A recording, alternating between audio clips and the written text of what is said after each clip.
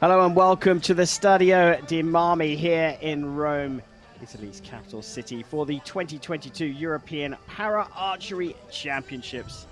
I'm Karim Bashir and we've got a packed out schedule, so we're going to be moving very fast through today's second action here. I'm Karim Bashir and joining me with his expert opinion is World Archery's Chris Wells. Chris, an exciting schedule here.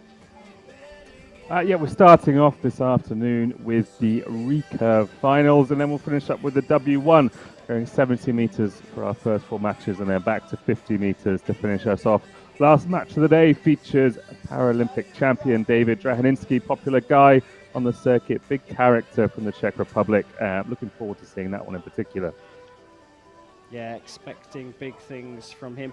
We saw earlier on in session one today, Italy featuring quite a lot. They've got a few archers, 4 in total in this afternoon schedule, but Turkey featuring very heavily as well.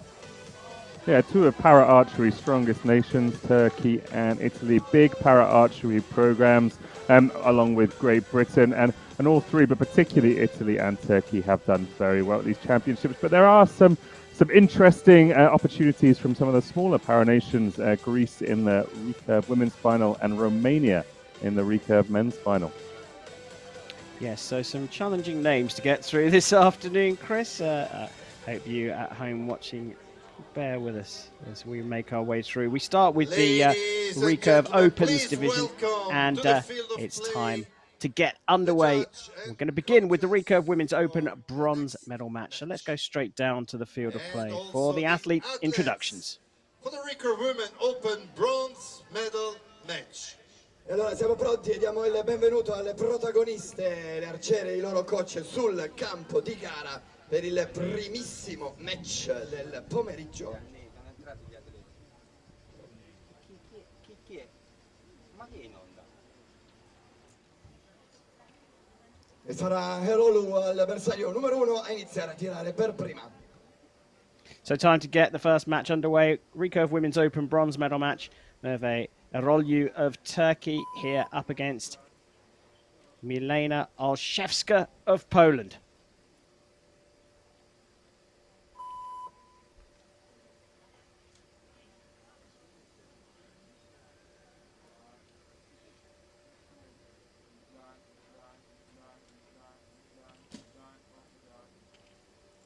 Six, sei.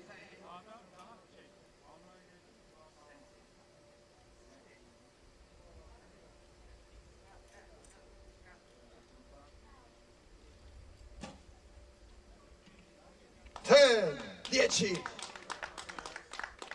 Well, a cracking start from Olszewska.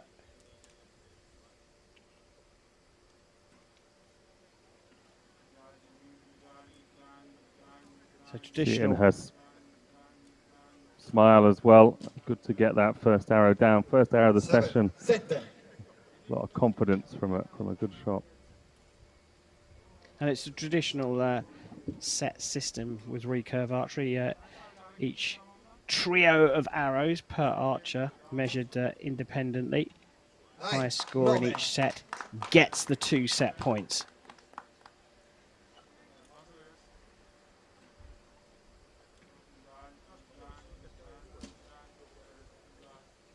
Six, sei.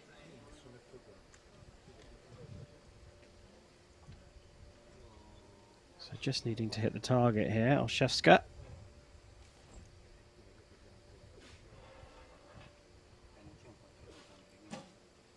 Anything hitting the target gives the set to Olszewska. It's a 9. It's a great start from Olszewska for a 28, and as you just heard, a 2 set point to nil lead. But Chris, the big thing here is how well Olszewska started compared to Erolu. The set system does allow for a comeback, but what about confidence?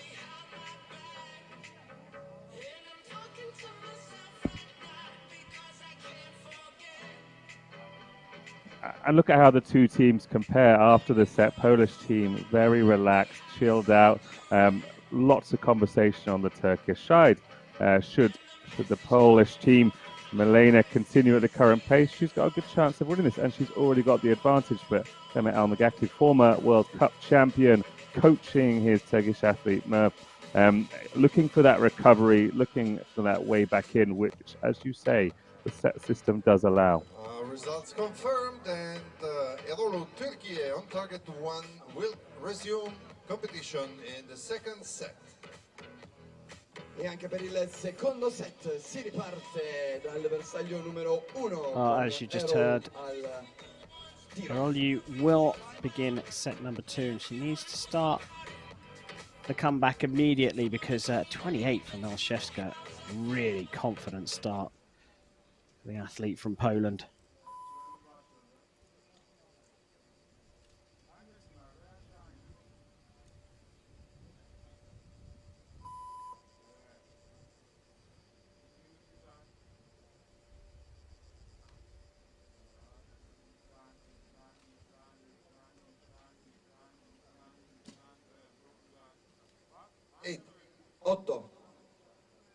So honing in on the middle.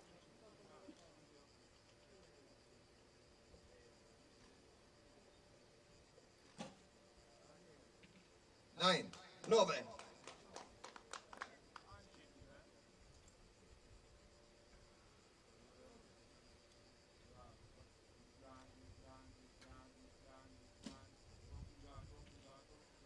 It's a 9. 9.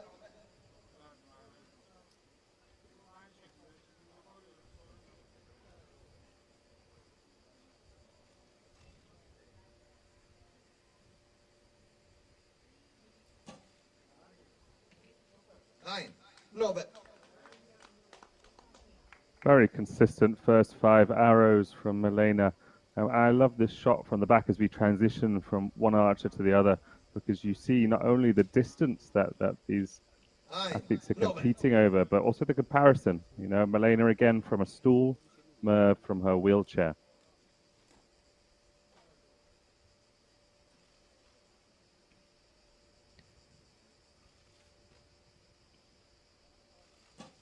Opportunity here.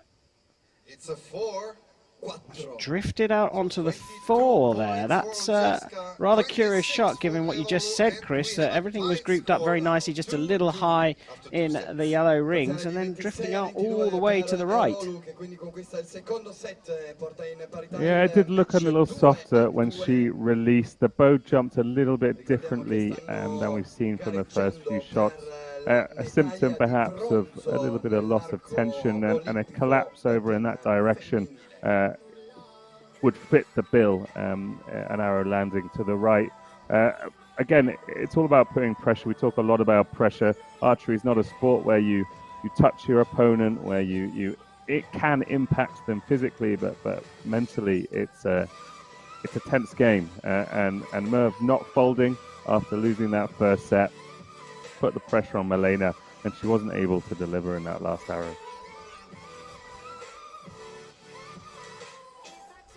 In terms of the position, you talked about Milena there on the stall, and here Merve seated in a chair. You actually see their full draw positions. They are quite different, aren't they? Is that a feature of the different starting positions? If you look at the nuances of archery technique, able-bodied, para, there are always differences and always individualities. Of course, how you sit and what you're sitting in will affect how you teach yourself to perform.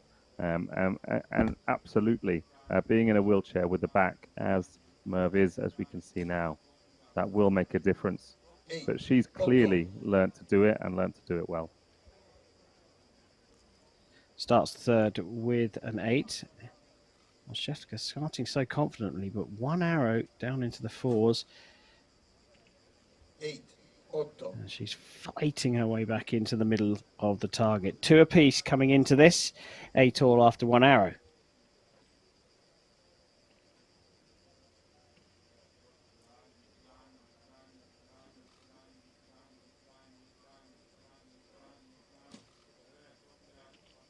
9. 9.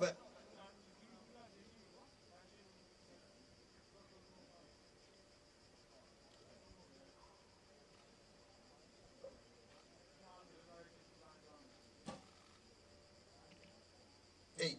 8.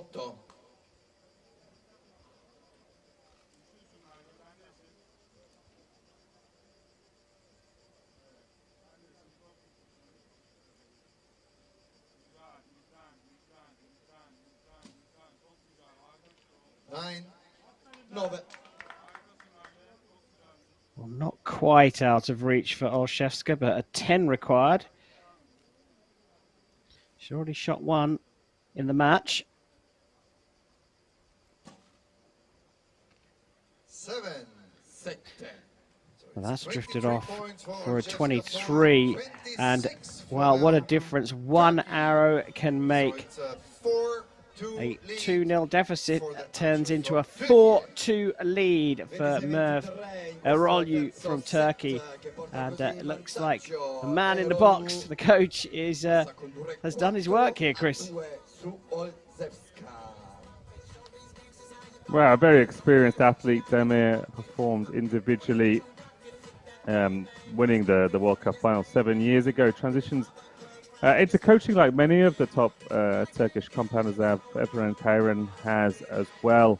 A lot of the Turkish para archers come from the archery centre, Vakfi in Istanbul, as does Demir, and it's fantastic to see the community continue to develop around that centre and around the para program, particularly in Istanbul. Siamo pronti per il quarto set, questa volta sarà l'atleta della Polonia, avversario numero 2 che inizierà. You hinted at it, given the coach behind her. First now, target Merve number Erolyu 2. has fought her way back into this very, well, by her very high standards, low 19 to start things off, but she's gone 28-26 in the second and third sets, leading 4-2. So it will be Milena Olszewska of Poland to get the fourth set underway.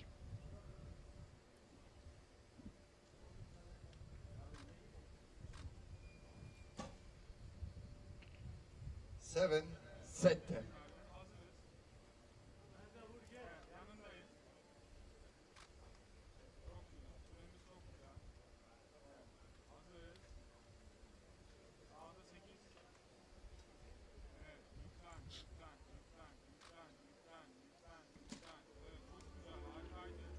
Eight. 8.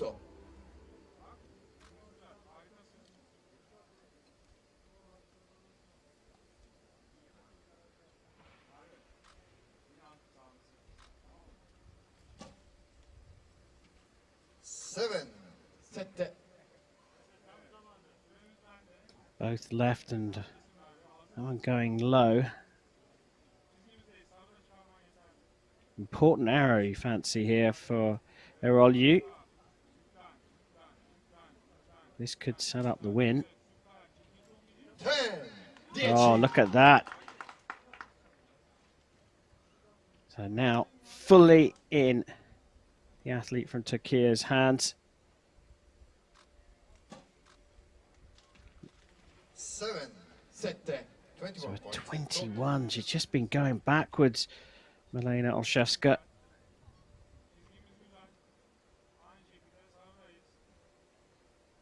Looks like she knows this one has gone. Confident draw there. It's another 10. And finishes with a beautiful 28. What a turnaround after a disappointing first set for Merve Erolyu. She's come from 2-0 down to take it in 3 straight sets after that, taking the European bronze 6 points to 2. Who wins bronze? Unofficially for the moment, we wait for the official confirmation. Yeah, and she really came back strong after that first set. Milena started so well. Last hour of the second set, leaked out to the 4 and really never got back on track. Fantastic fortitude to come through the first one for Merve, and it's really paid off. Recurve Open femminile, Merve Erolyu. Well, there it is, confirmation Congratulations that to Merve Turkey, and thank you, Poland, for Erolyu a has good taken the match. bronze Started medal well for you. in the Recurve Unfortunately, Women's then Open Turkey category. got the run and got a 28 in the last She set. did hold a nerve. Great. She was And able to for recover, bronze and medal there's the for selfie Merve opportunity Erol, taken there. Turkey.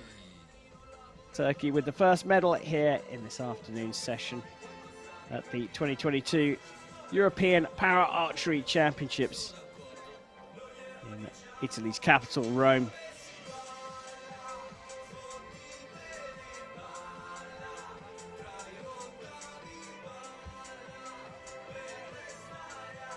Well, Chris, as a cleaner target, so perhaps it's an opportunity for us to talk about how things are going at World Archery in terms of the full return to competition. Are we there? Are we going to have a full calendar this year? Oh, we'll absolutely have a full calendar this year, and we'll absolutely have a full calendar next year. I think this year could be summarised in the year of continued catch-up. We obviously had the Para World Championships for these para athletes. That was delayed from 21 into 22, and as of next year, we'll be back on track with the Para World Championships again.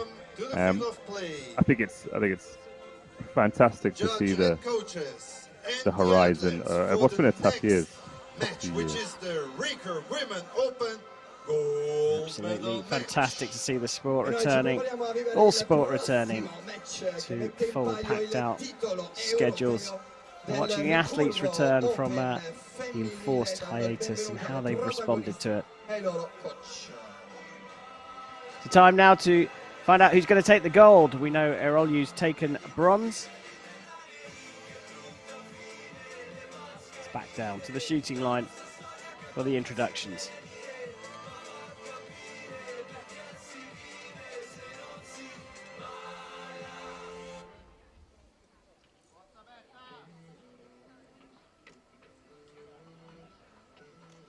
On target number 1, representing Italy, Al bersaglio numero 1 per l'Italia, Elisabetta Mino.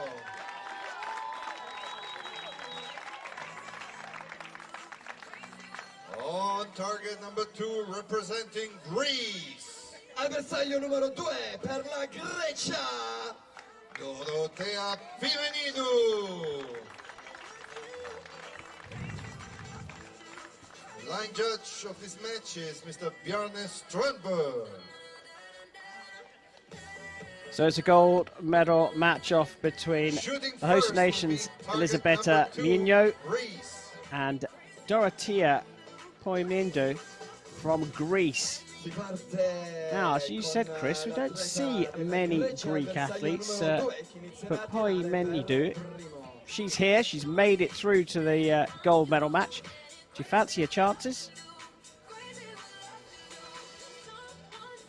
Well, she seeded third in this event. She's got the quality, but it's Mino who seeded top. So it's going to be an uphill battle.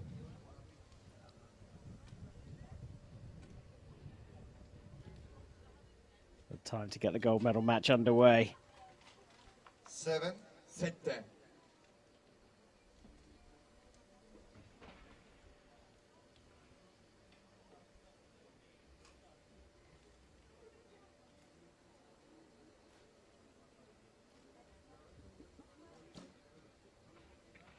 10.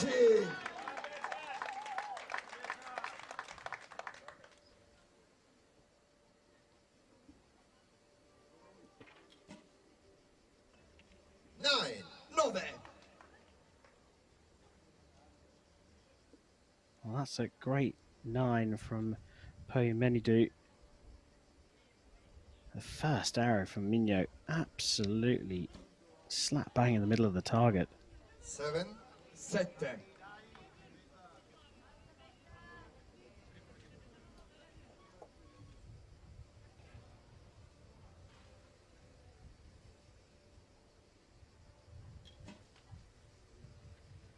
Seven. 7. 23 points.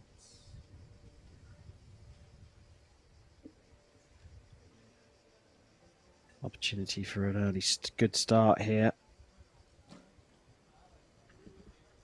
4, 4, 21 points, and this gives the first 2 set points Well, to Greece. I have to say, I'm slightly stunned by that, Chris. 2-0 lead. Yeah, she started so well, did Elisabetta. Started with that 10, it just kind of got worse as the set progressed. You could see on her face that something wasn't quite right with that last arrow, but she didn't fling her bow, she didn't do anything untoward. So perhaps just a gust of wind, perhaps just an aiming mishap. You know, after that first arrow, it looked like Mignot would be in command of this, but that's not the case. Her opponent, Dorothea from Greece, two Paralympics under her belt, by no means a stranger to international competition, to international para competition. Now it's not the underdog who's got the uphill battle in this one.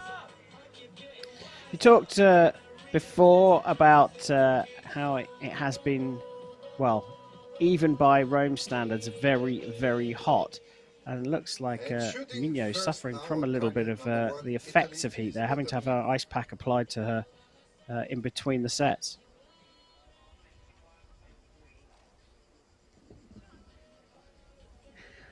Well, we'll wait to see if that one continues to play out. You can see a few clouds in the sky here. But if anything, that's just pumping up the humidity and keeping the heat in. So we look at Poimenidou just rehearsing ahead of this second set. So a surprise after such a great first arrow to see Mignot losing the first 2 set points. She will begin the second.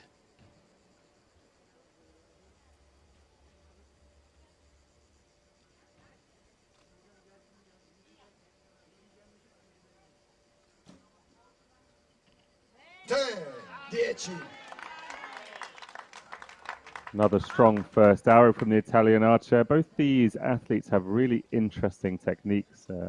Dorothea's far more obvious, as she was the old traditional Eastern European lock the back arm back and put the head on top. That's causing a rather large cavity to emerge in the front of her chin. But while we've seen most para archers in a wheelchair so far, they lean back into their wheelchair to take the shot. Mignot actually leans forward. It's interesting because in the wind, I mean, the further you lean forward away from that support, the more you're balanced on something of a knife edge. 9.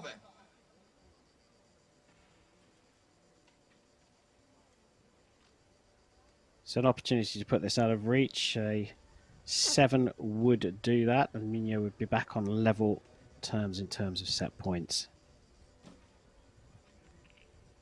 9. Looks like she's clipped the line there for a 28, which is an insurmountable target within this particular set, of course. Important arrow for Poimenidou to get ready for the third set, because they are now all square. It's 2 23s from Poimenidou, a 21 followed by a 28 for Mignot, and perhaps we're seeing a little bit more of what we expected from the Italian.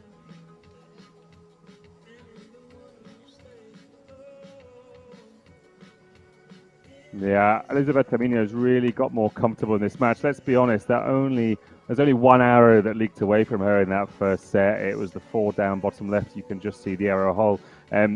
Without that, she'd probably be 4 set points to 0 up. As it is, tied after 2. And Dorothea, building on this early start, has an opportunity. Get the nerves in the bank and really start to take control. Interesting that she's moving her arm down, the arms of her t-shirt down. Usually, you roll those up to avoid being hit by the bow or for heat. If it is because they're being clipped by the bow, why would you roll them down after 2 sets? Why would you change anything?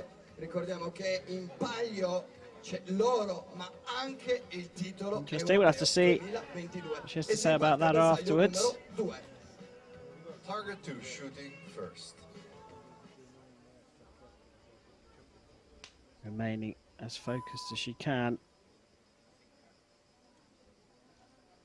Dorothea Menidou of Greece will start the third set, all square at 2 apiece with Elisabetta Mignot.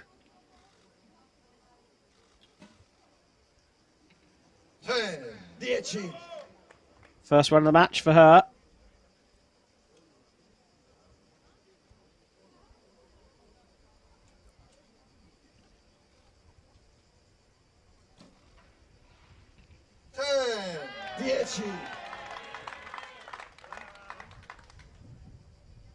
Demoralizing response. Menidou has a really nice position, alignment at full draw, but it's because of that bent front arm, and if you don't keep it under control, 6. and it can be quite damaging.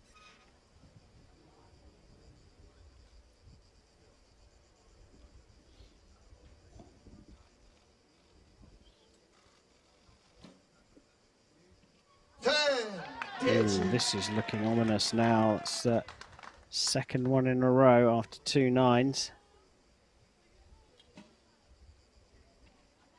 9. Good response, but 25 is very much a gettable target.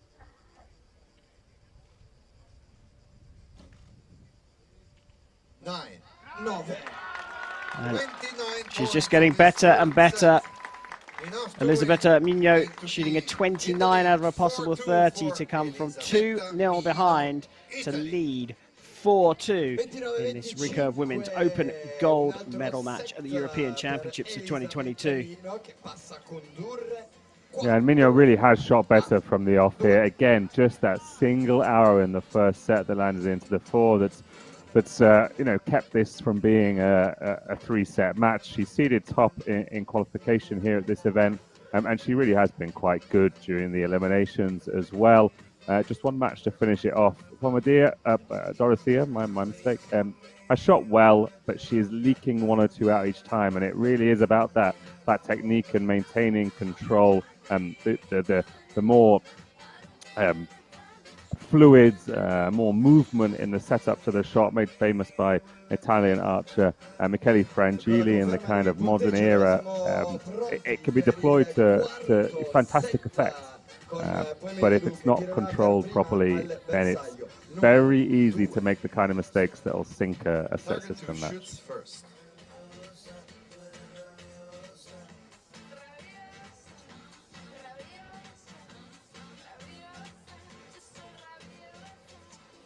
Well, not quite so much interaction on the Greek side of the shooting line. Lots of ice being applied, but now it looks like that ice is just a remedial thing to keep things going, keep the temperature down.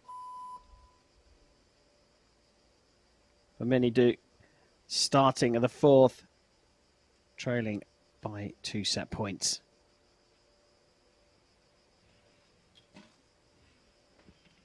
Ten.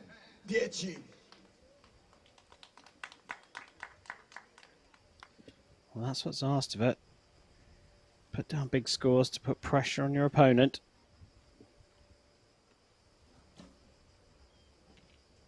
9. 9.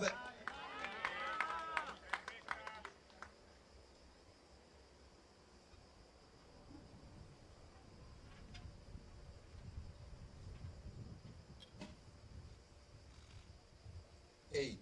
8.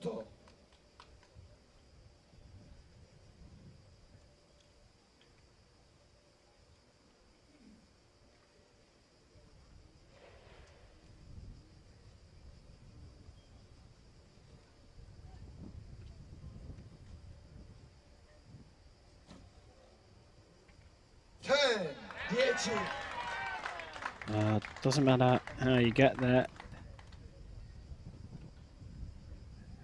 From 1 behind, Mignot finds herself 1 up, and this is now in the Italians' hands. This is an important arrow for Menidou. You can hear the wind picking up as well. 7. So there's that loose arrow you mentioned, Chris. A 25 is the target set. So 6 for the draw in the set. Any more, and it's European gold for Mignot. Oh, and she's having to reset here. Time pressure is on her. 7 for the European title. 7 to win, it's an 8. And she gets the 8, which is what she needs, obviously subject to confirmation. But it looks like a solid 27, and that would give her a 6-2 win. It looks like Pomenidu is ready to concede. They're not going to wait for the target judge. It is a gold for Elisabetta Migno from Italy. What a way to cap a very good performance all throughout the week from the Italian archer. Qualified top, was pretty cleanly through her matches and into this final. And then aside from that wayward four in the first set, she really didn't get challenged too much by Dorothea in the final. I thought she got away with the 10 in the last set. I thought it was a bit loose. I thought it was a bit clean. But does it matter? Not in the slightest. Official confirmation there for Elisabetta Migno of Italy. She's taken the women's Recurve Open European title, beating Dorothea Pomenidu from Greece by 6 set points to 2.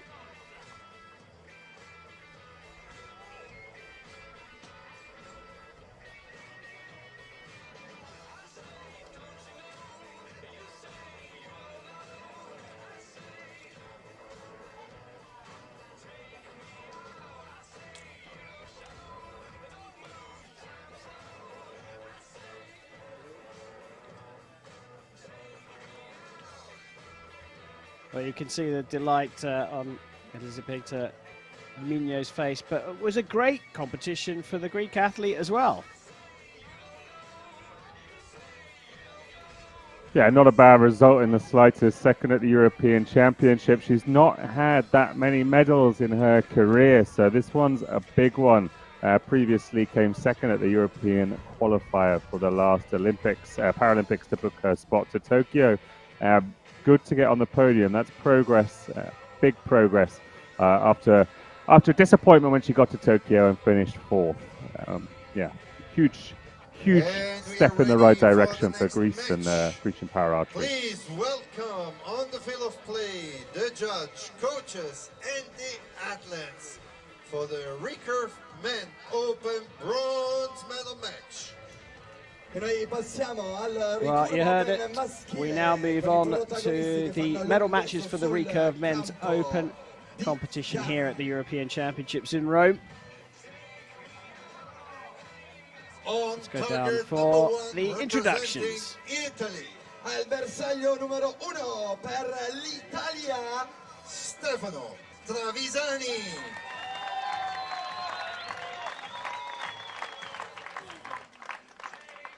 On target number 2, representing France. Al bersaglio numero 2 per la Francia, Guillaume Toucoulé.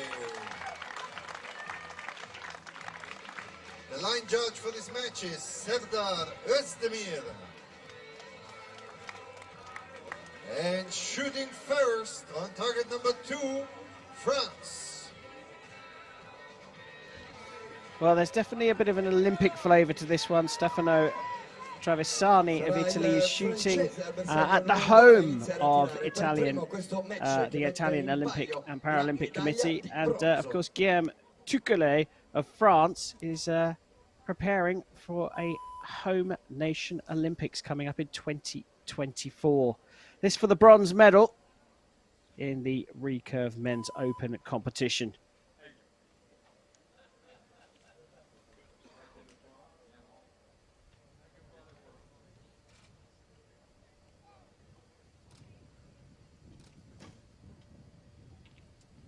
Seven.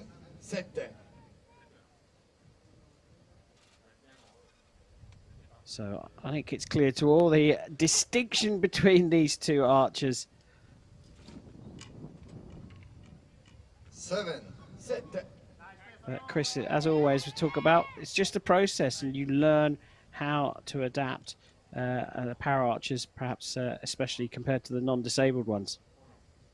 Fascinating to watch Guillaume Toucoulé shoot with his mouth tab. It's It's a really impressive process, no matter how you put it. The strength in the jaw and the neck to pull the bow back, but also to release consistently. Very interesting technical difficulty shooting a recurve with a mouth tab, but great to see two athletes who've worked on their process to deliver 70 meters downrange. 8, 8.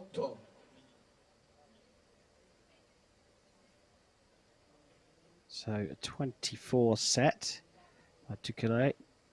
Traversani. 9 will get the set points. Oh, he's put it into the 10. The first 10 of the match as well for a 26. And that was a very solid shot as well. So 2 first set points go the Italians' way on home soil. That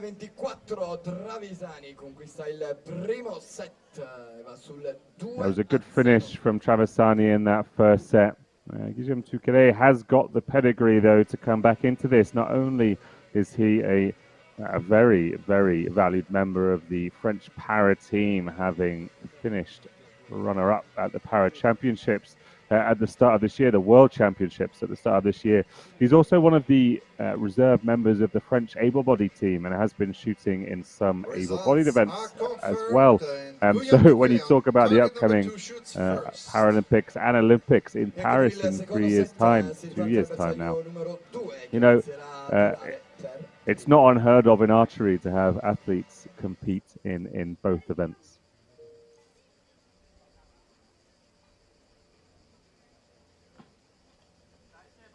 Well, impressive as he might be, Guillaume Tukele has lost the first set. So he will shoot first in the second and will want to get back into this one immediately.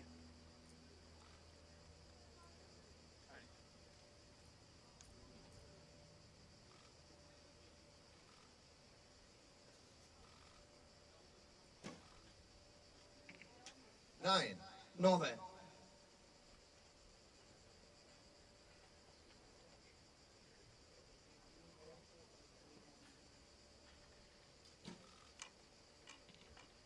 8, 8.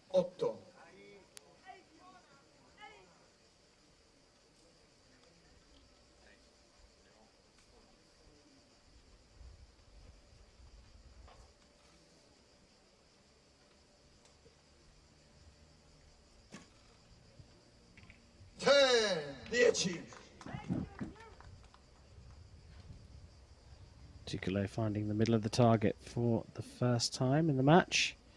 Give him some confidence.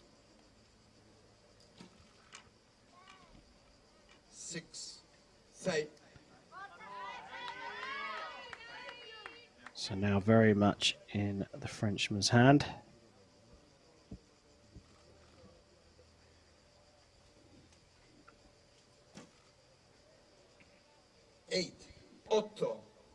And that is more than enough, and it is the immediate comeback from Guillaume Tukele.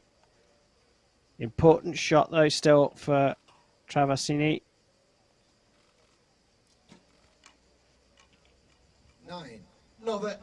Still drifting a little left to 23 there, but the best arrow of the 3 in that second set for Traversani. But the important thing from a French perspective is that Tukele has got himself back on level terms. So anything in particular you're spotting here, Chris, in terms of form? I think that fascinates me with archers who shoot with a mouth tab is that it changes the dynamics of a recurve bow at its core. Recurve archers, able-bodied recurve archers shoot with their fingers when they release, and there's pressure horizontally from the left or the right, depending on whether they're left or right-handed, as their string exits around their fingers, and actually it's wobbling left and right as the arrow is sent down range, and this is what gives an arrow from a recurve bow the kind of shark tail effect that you see if you look at it in slow motion. It's wobbling left to right. The problem is that with a mouth tab archer, there isn't this left to right impact, so there's only up and down from the travel of the string, because Guillaume like all mouth tab archers, is just opening his mouth to let the mouth tab go and the arrow go down range. So you actually have to change how you tune the bow. You don't use a button, you use a rest below, and don't pressure the arrow from the sides, because if you do, it simply won't work.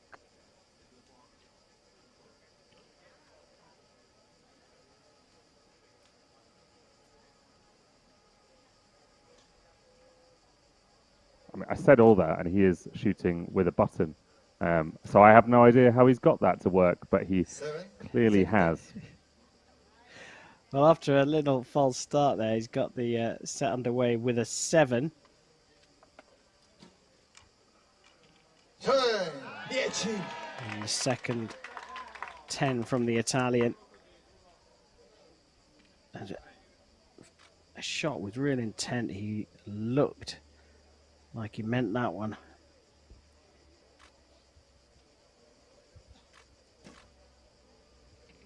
9. 9.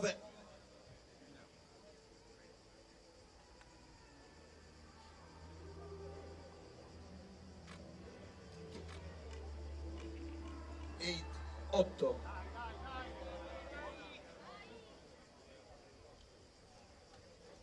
So again, it's the Italian who's in command. These two have been flip-flopping between the dominants.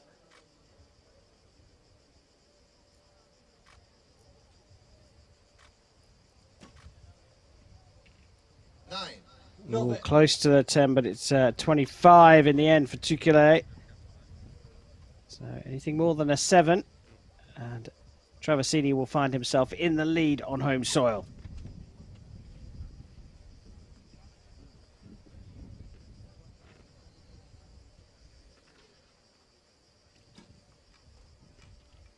Seven. And looks like a tight score. Well, 3-3 it is a 7, and that's 25 apiece. So the archers were subject, of course, to the target judge confirming everything. If it remains 25 apiece, they are still all square, but they've advanced by 1 point to 3 set points each. Of course, that's a big opportunity for the Italian there. Didn't quite grasp. After a 9-10-8, his final arrow of that third set was a 7. Anything that you spotted? Right, he clearly wasn't happy with it, either happy with the outcome or how he delivered it. Low and right for a right-handed archer would normally indicate a little bit of a collapse.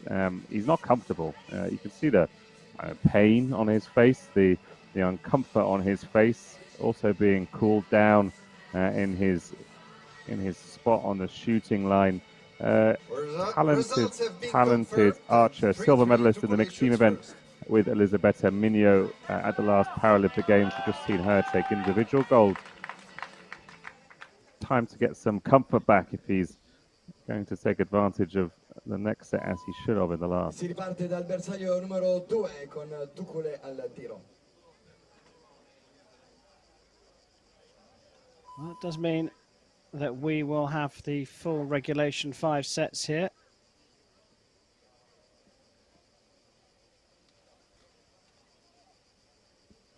All square at 3 apiece, and Tukule will resume this bronze medal match.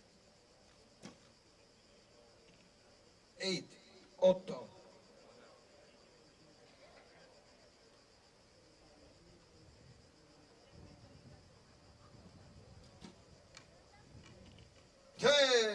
Dieci.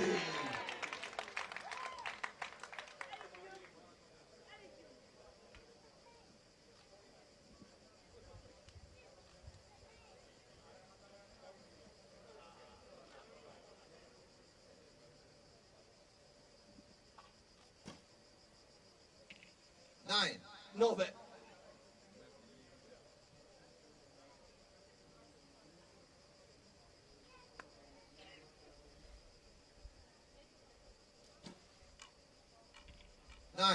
Nove.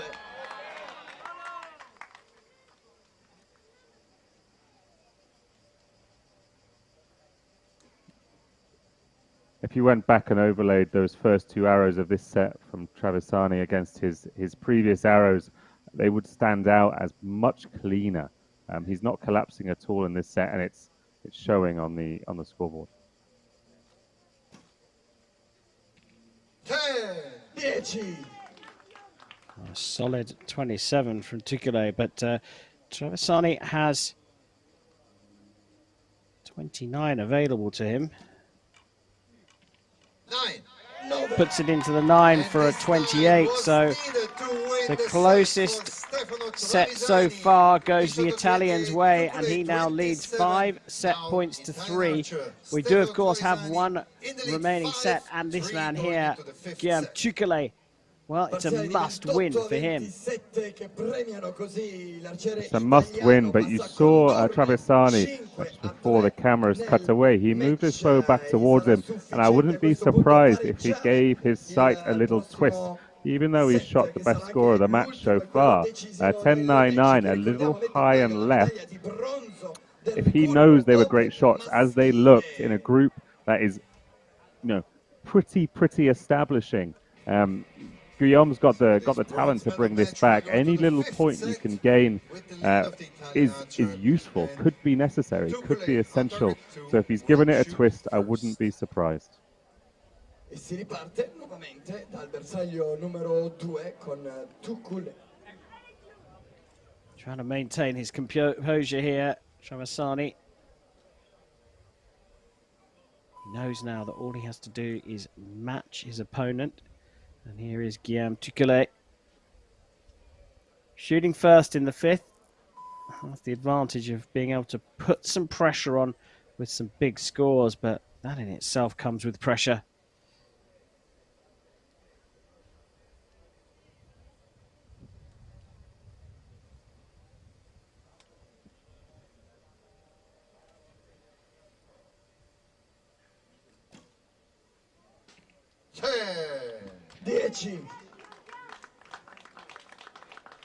Just what the doctor ordered.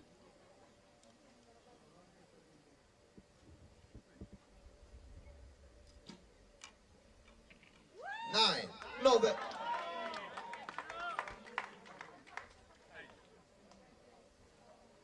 And that was a soft arrow. You could see his hand float a little bit away when he released back and right.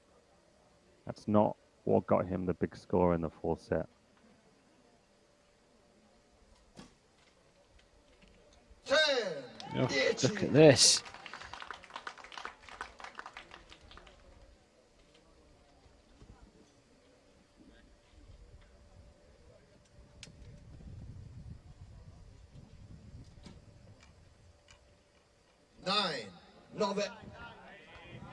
So very, very much in Guillaume Tukule's hand.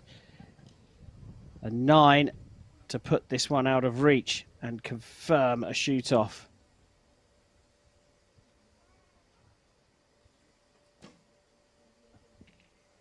Oh, that's just what he's got, a 29. That's out of reach now from Traversani, but in a strange kind of way, he's now got a rehearsal of what is going to be a one-arrow shoot-off. 9. Finishes with a 27. That is one tremendous comeback there from Guillaume Tukule to force the shoot-off. Chris, I'm not sure I can separate these two. Are you still favouring the Italian here? It was a great comeback from Tukule, shooting the best set score of the match at 29 when he absolutely needed it in a must-win situation. And now Traversani has a real decision to make, right? He shot 2 arrows. They both landed a little bit to the right in the 9. Then he changed his sight. His 3rd arrow, he shot a little bit to the left in the 9. We've seen Tukule control the middle. He's just shot 2 excellent 10s. Traversani now, does he move his sight? Did he do something different between those 2 arrows and the 3rd arrow? There's a lot going through your mind, and ultimately there's also a little break. The conditions might change. Decision-making in this situation is the most critical aspect of a winning archer. If you can make your decision, if you can believe in it, and if it's the right decision, ultimately you can win this single arrow tie break. Any of those decisions are wrong, any of those thoughts take you in the wrong direction, your chances of taking this medal are pretty much sunk. Well, interesting, we saw both athletes there reaching for the talc. you mentioned perspiration. How much can that affect? I mean, certainly in terms of Traversani, you've got to be thinking about his bow hand, haven't you? And clearly with Tukale, he is just putting talc or administering talc to one hand, the one that holds the bow. So how much difference can that make? I think it's actually a really critical thing for Tukale, because not only does he have to find his spot in the bow hand, obviously one of the two connections between a recurve archer's technique and the hand, but he has to move it under stress, under pressure. A little slip, a little failure of locating that in the draw process, and it's going to be difficult to put a good arrow down.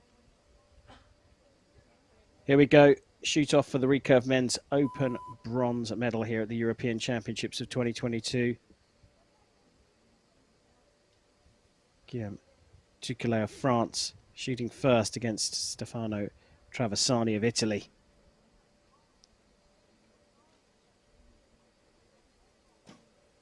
One arrow each to decide this, and that's drifted off 8 to the right. It's pretty close to the 9, but it's a definite 8. Traversani puts it into the 10, and on raw score, that is enough, and that's what's done it. Traversani takes the bronze medal here at the European Championships on home soil for him, 6 points to 5 over Guillaume Tukale of France. Yeah, and that was a real battle. They went back and forth in that one. Good set from Traversani in the 4th, and then Tukale came back and shot a fantastic one in the 5th, but plenty of room inside that shoot-off arrow. And Traversani, the last 4 arrows have been fantastic, and the last arrow particularly the best of them.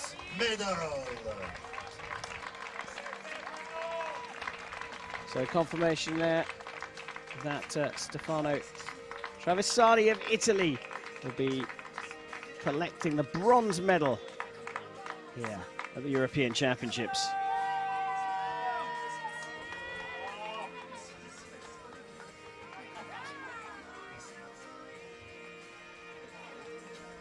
Won himself a well-deserved spray of water. Much needed. Where's mine?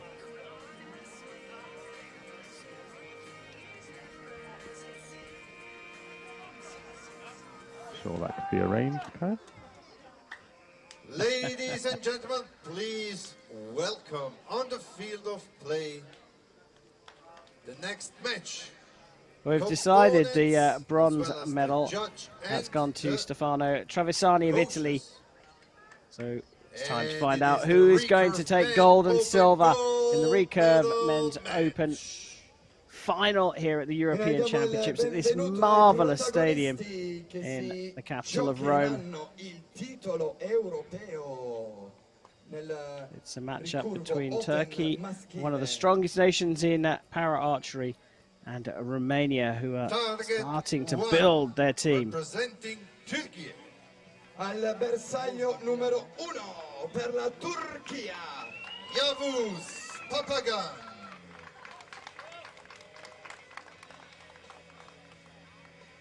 On target number 2, representing Romania.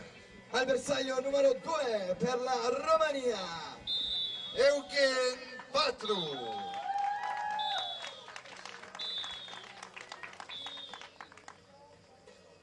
The line judge for this match, Manuela Cascio. And shooting first will be target number 1, Turkey. So here we go. Time to find out who will be the new European champion from Turkey, as we now have to call that nation. It's Yavuz Papayan. And he goes up against Romania's Eugen Patru. Chris, I think this is the very first competition where we're using the new name for what we used to call Turkey, Turkey. Yeah, Turkey has been approved by the United Nations, been requested by the Olympic and Paralympic Committees of Turkey, and by the Turkish Archery Federation. So we're all on board too. And so is Papayan, who's going to get the gold medal match underway. 7, 7.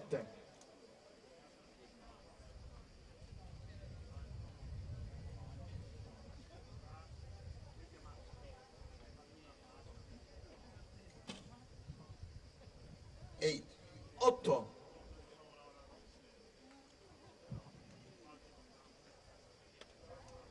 Papian, the undoubted favourite in this final, seeded top. Wasn't challenged too much in the eliminations, but Patru had a tough win over Guillaume Toucalet, we've just seen in the bronze medal match in the semis.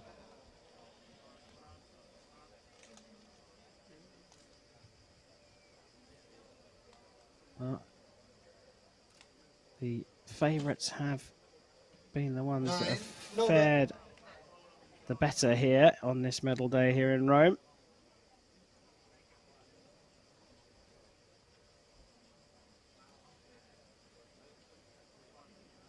Oh, shows how relaxed Papian is. He's making adjustments rather than in the break between arrows when the clock's already started ticking down for his third arrow.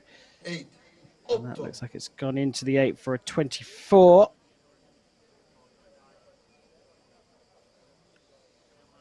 Big opportunity for Patru here. Don't look happy. 7. Drifted over to the left. In fact, they're all left to him. And that sees the two athletes share the points in the first set, one apiece. But that was a big opportunity for Patru. Yeah, and he absolutely knows it. Doesn't need a shake of the head, the wobble. He's given his sight a little bit of a click for good luck, for a wiping of that last arrow result. He had an opportunity to take that one easily. Started much stronger in this final. And he is looking for the first ever European para title for an archer from Romania. Big news if he takes it. The result has been confirmed. Tied score 1-1, and Turkey. Papagan is shooting first on target number 1. Well, will Eugene Patru of Romania rue that chance there to take a 2-set point lead? Consolation is he's all square after 1 against the favourite Papian.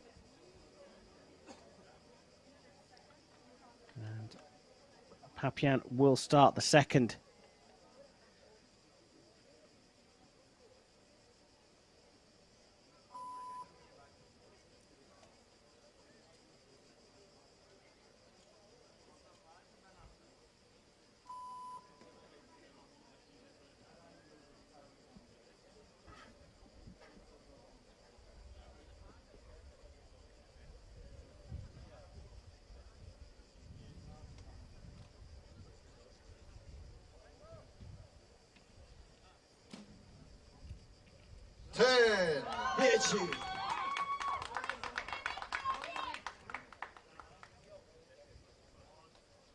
Well, looks like that one was sent down with some intent. 6. You could see quite a bit of movement there from Patru. Giving it some English, as they say. Try and guide it across.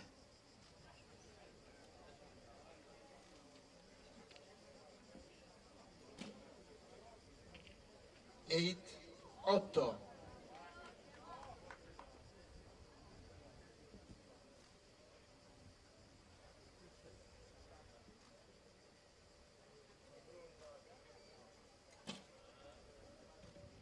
9. 9. Much better shot from Patru, using his military background to keep his cool in this high pressure situation. Was injured in Afghanistan. 10. And has since been working hard to put his skills to use as an archer, but tough result in this second set. 9-10 liner. Got away with it through the first when there was a big opportunity for him But On the other here hand, he has 24-25 dropped the points. would not change the We're not sure outcome whether of it's a this 24 set, or a 25, but as it matters not. The Slovakian points from have Turkey gone to shot Papian of taken Turkey, 28 who points. leads So 3-1. he's in the lead now, So Chris, you see 3-2-1. Papian now And stepping on from that, having made an error, if you like, in inverted commas, by his very high standards in the first. Now he's got the second. Do you think he's going to run away with it? I mean, he's obviously made a big improvement, got a lot more comfortable from the first to the second set. T10s in that second one. Look, he is the favorite. He is the #1 seed in this event, but ultimately it's only 3 hours at a time, and whoever keeps their cool under these incredibly hot conditions will be the one that takes this gold medal. A 2-set point deficit is not insurmountable after 2 sets.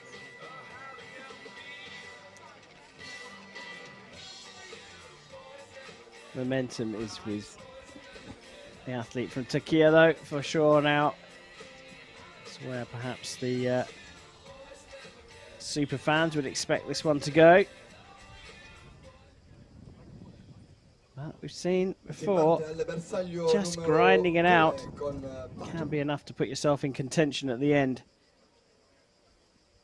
But Eugene Patru trails for the first time in this gold medal match and is going to shoot first in the third set.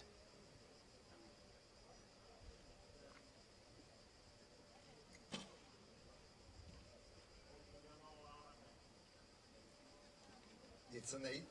8.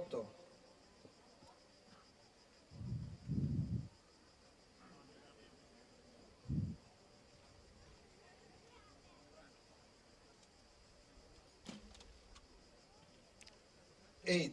8. Didn't look at all comfortable with that shot.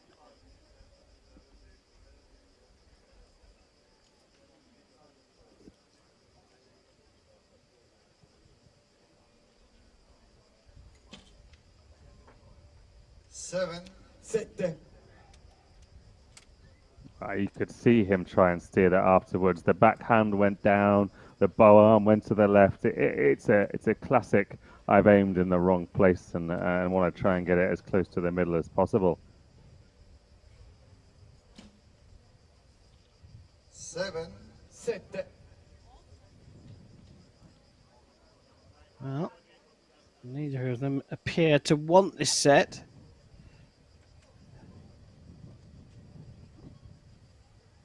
Bit of movement there at full draw. Held on 9. for a 9. That's a good result out of that for a 24. So, opportunity again for the 2 set points. Needs a 10 though. 9. Ooh, close, but called a 9 in venue.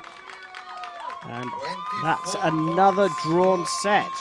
So, subject to confirmation of the scores, Papian will maintain his 2 set point lead after 3, going on to 4-2. So that means that he can technically do this in the next set if he wins it outright. If you're watching, and I'm not sure who'll do that, but who will do it is the one that cleans up their post-release posture.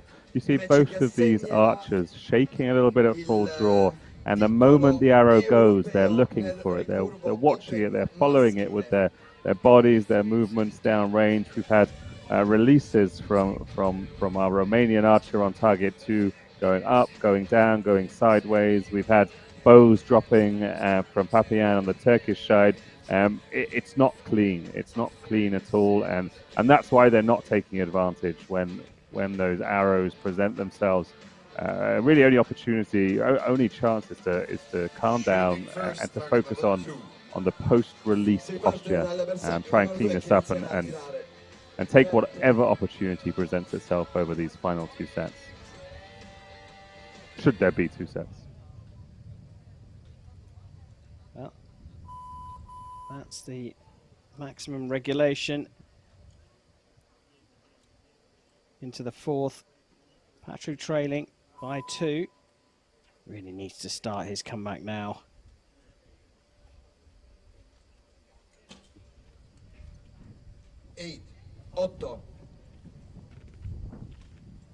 normally you'd say that that was an opportunity for the opponent, but in this match, it's been a little topsy-turvy, a little bit swinging one way and t'other. Perhaps an indication from that marquee that that's what the wind is doing as well. I wonder if that's playing a part.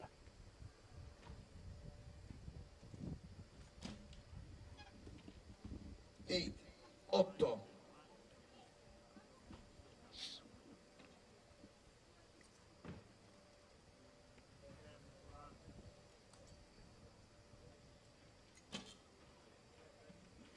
Nine, 10 liner. 9, forse 10. Really important middle arrow in the set. Real pivot point for Patru here.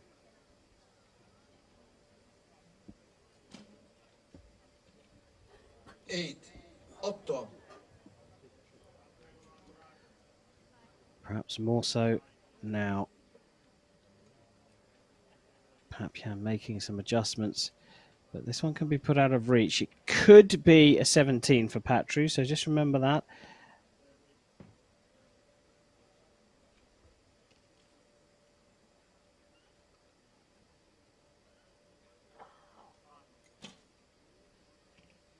Eight, otto. Another 8 for a provisional 26. And that was really lucky. I mean, he was wobbling at the moment of release. He kind of flung it. He flung his body. Very lucky to get away with that. 8, otto. And a 24, so it doesn't matter what happens to that second arrow mark. 9 or 10.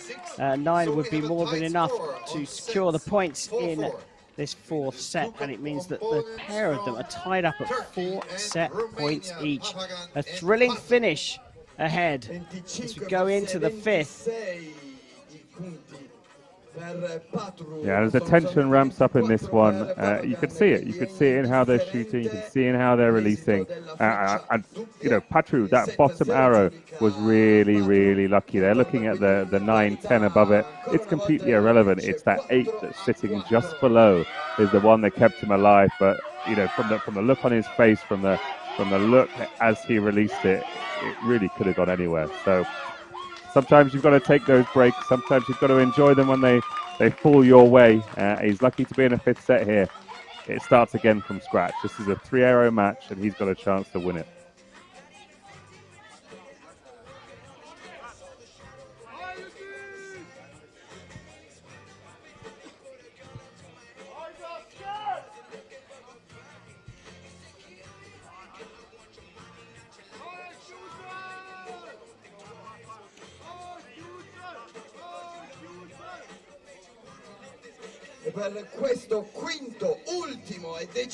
So 4 set points apiece here in the Recurve Men's Open gold medal match. This is a matchup for the European title in this division. And Eugene Patru has ridden his luck to get to a 4-4 scoreline with Uvas Papian of Turkey, Romanian, in with a shot at gold against the favourite from Turkey.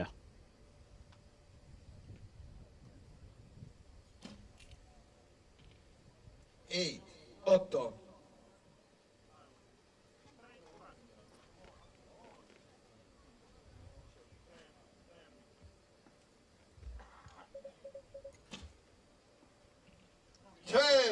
Wow, if you went by the look on his face, you wouldn't think that was going to be a 10, but that's just what it is.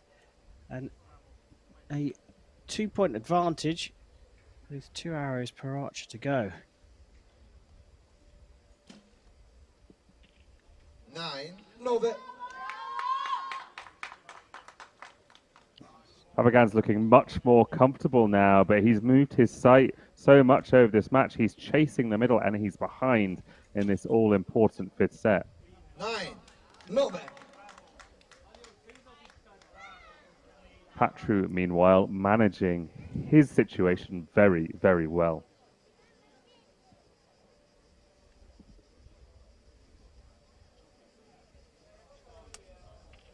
Papian could do with something big here. 8, otto. That's it off into the 8. 25, the score set for Eugene Patru. Is history about to be made? 8.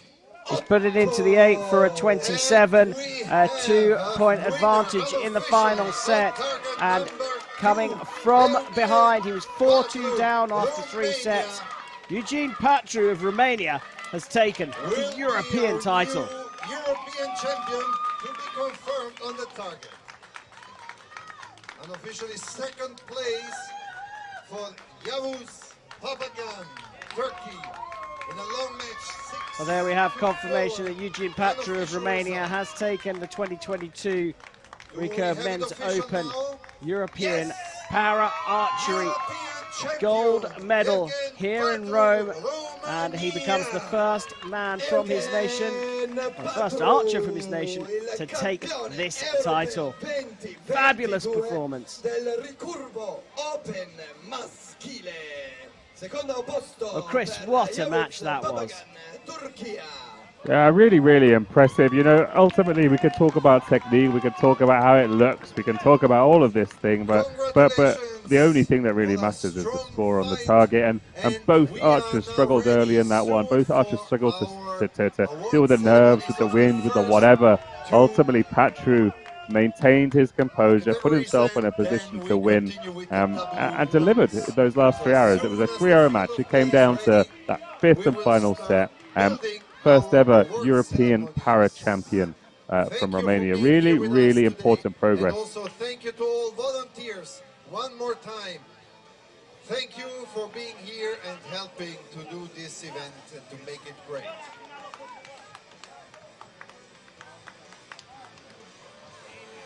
Un grazie galattico ai nostri volontari. Senza di voi non sarebbe possibile organizzare un evento del genere. Grazie mille a tutti.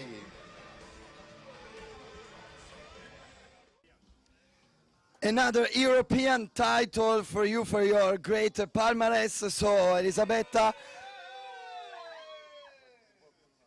how do you feel about this great and hot victory here in Rome? I'm happy, of course. I shoot well now, today. Yesterday, not so well, so I'm very happy to find my shooting today. And it's the second title, European, and very happy.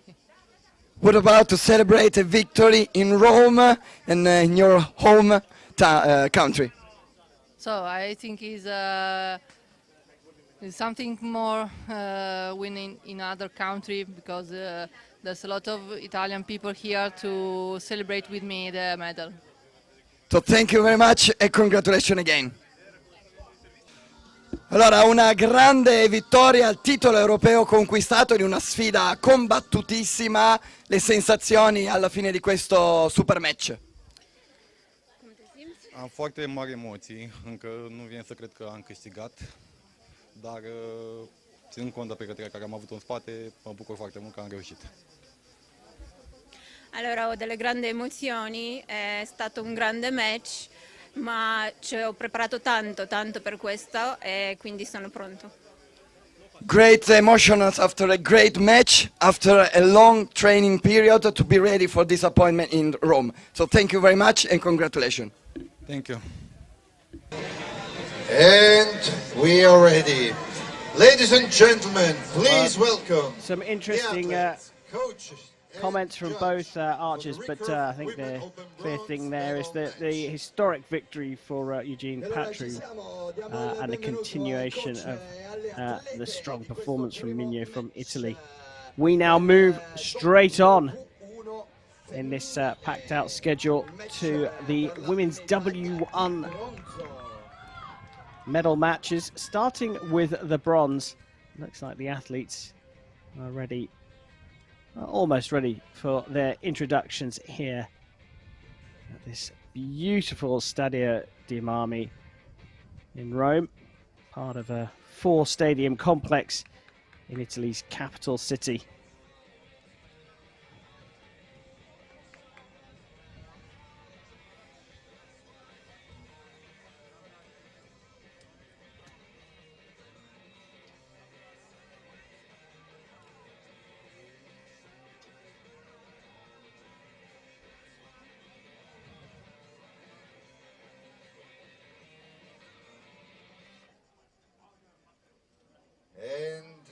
declare the opponents. On target number 1, representing Turkey. Al bersaglio numero 1 per la Turchia, Fatma Danabas. On target number 2, representing Italy. al bersaglio numero 2 per l'Italia, Asia Pellizzari.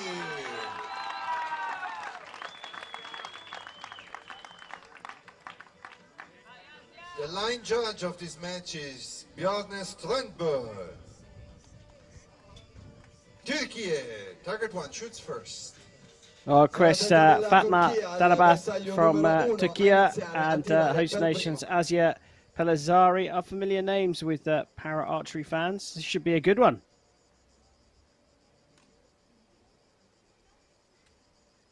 Yeah, both been around a while, both part of very, very successful para programs in the competition category that's really been invested in over the last sort of 6 years. 2 Paralympic cycles, W1 for the more impaired athletes competing at this event.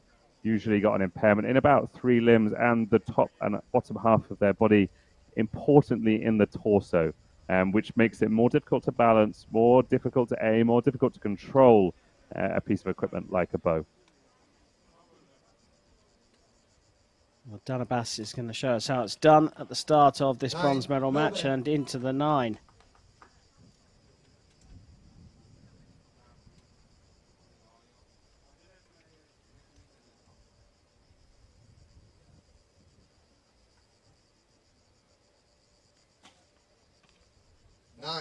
Nove.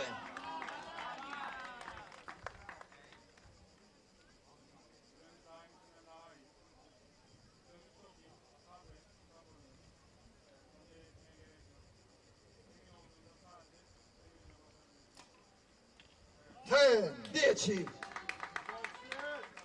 Well, it's an impressive start from the pair of them.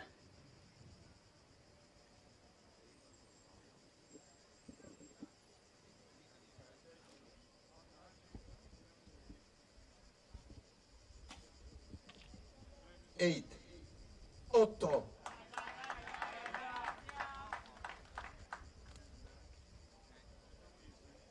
Shooting 50 meters again, like the compound archers, at an 80 centimeter target face again. It does look a little bit different, and that's because the outer rings, the black and the white, have been re-added for this competition category, the W1.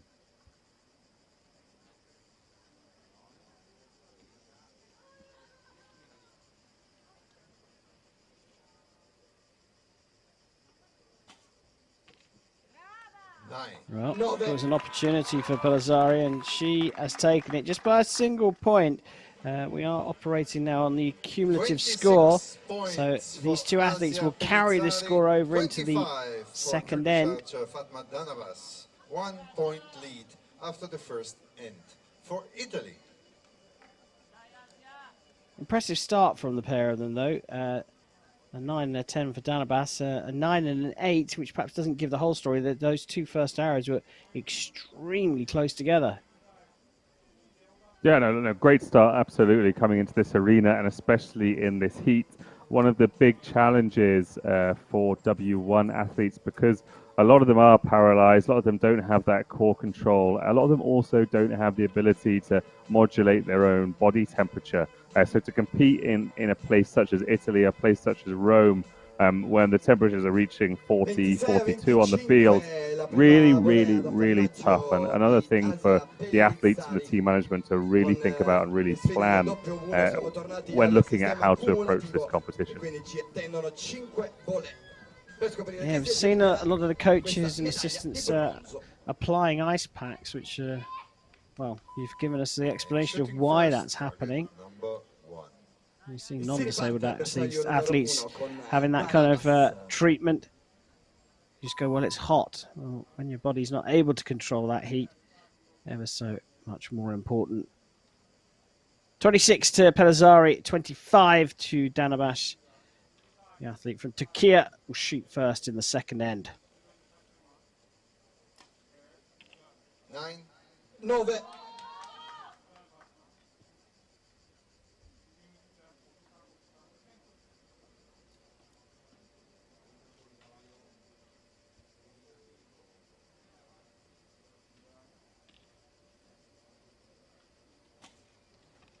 9. 9.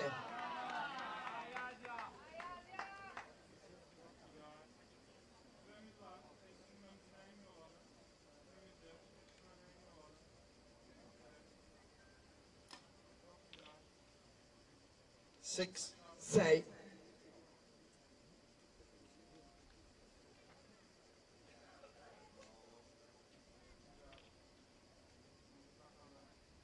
Important arrow, that second arrow from Danabas. First arrow outside of the red we've seen in this bronze medal match.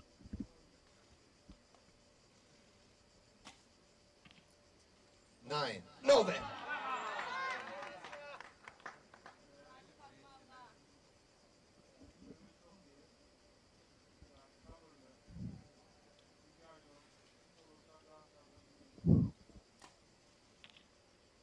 6.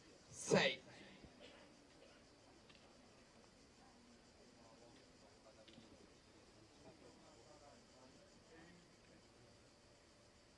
Opportunity for Asia Pelazari to get a big lead here.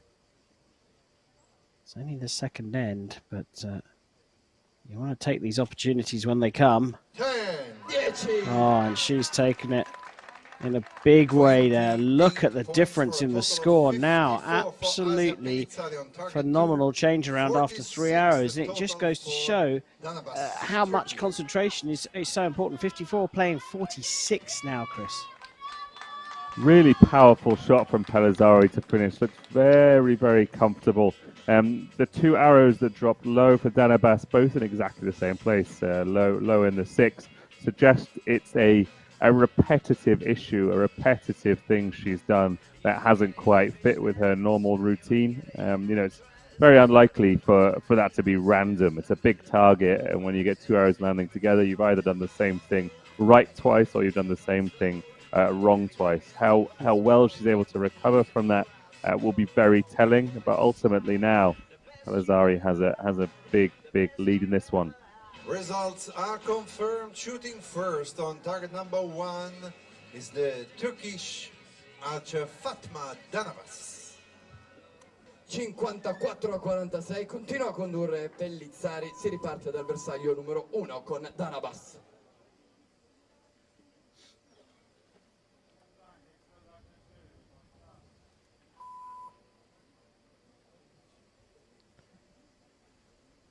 Start of the third end here, and Fatma Danabas begins 8 points behind her opponent. 9 arrows to go. She needs to be scoring higher than that. 1-8 from Pelazari over the first 2 ends. The rest have been in the yellow.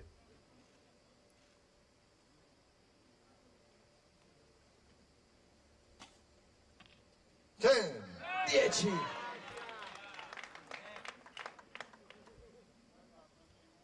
Both archers in this match shooting compound bows, but this is not a compound category. W1 archers can either use a recurve or a compound bow, much like visually impaired that we saw this morning, but there are limitations.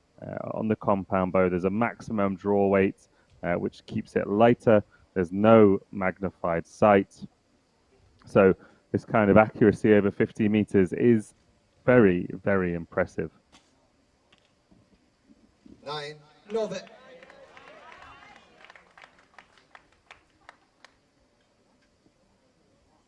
Pelazari pulling away though.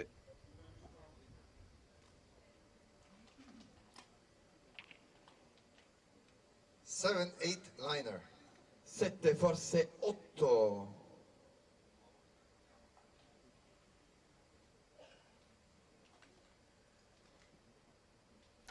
That was called for a measure.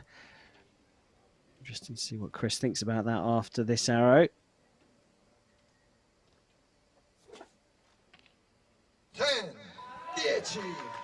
29 there for Asia Pelazari, and just look at that, an 83 for her at the moment. We wait for confirmation on that arrow. Now that was called a 7-8 liner. Chris, your thoughts? I think that one will probably be left down as a 7. But really, let's talk about Asia Pelizzari, because her performance so far has been very, very impressive. It's so interesting to watch these W1 archers compete. Unlike the open categories, W1 archers classification, they can have support around the core, around the torso, because often they are paralyzed. You know, we spoke about how difficult it is to balance in a chair, a wheelchair or on a chair, when compared to balancing on your feet. You don't have the nerves in your gluteus maximus. You don't have the toes to make those slight subconscious adjustments that keep you upright. But if you can't feel your bum, your bottom as well, even more tough to maintain focus and balance. So some of this support helps these archers who are paralyzed, who don't have feeling in the core. You can see that support into the side of Pelizzari. And for her to be able to shoot that accurately over 50 meters without that core feeling, without that core support, without that ability to balance is just astonishing to me. Yeah, add to that the consistency she's doing it with. That's even more impressive.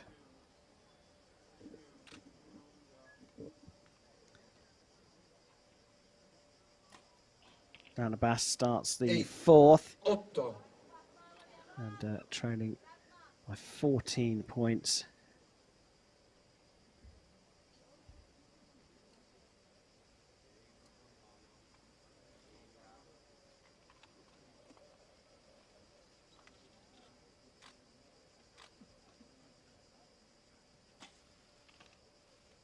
Eight. 8.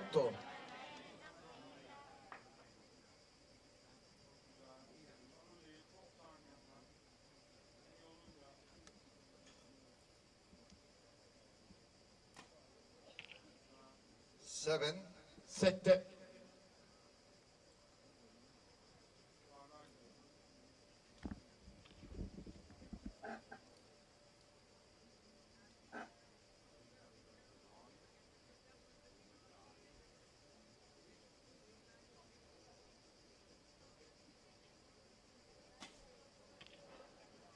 Eight. 8. Well, as this progresses, you start taking a look ahead. Sounds like there's some issue here with the timing system, I think.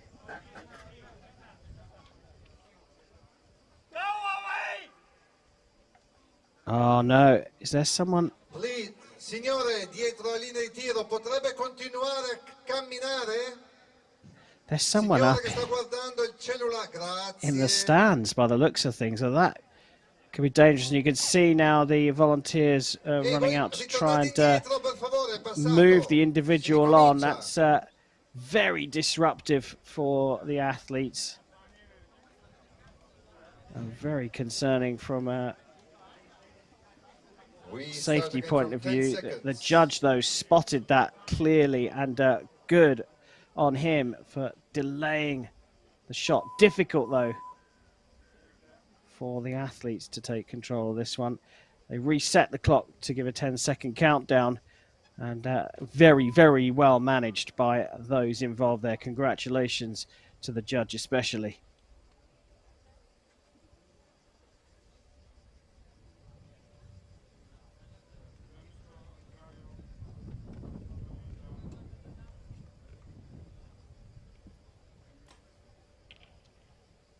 Four. Well, what can you say? All you can do is feel for Dana Bass there. That came at completely the wrong time for her.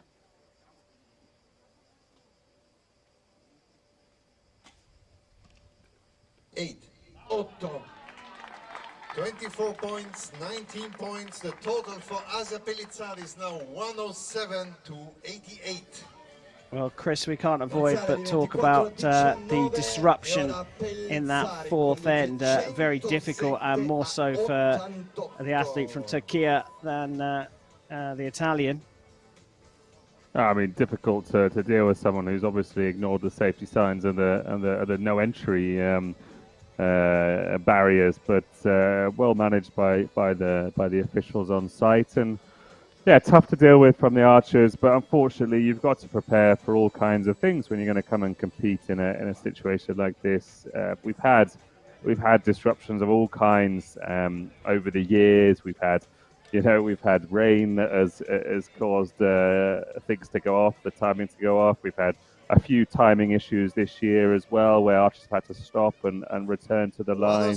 You have yellow cards in team events. You have all kinds of things that can break the rhythm, and part of the game is being able to deal with that.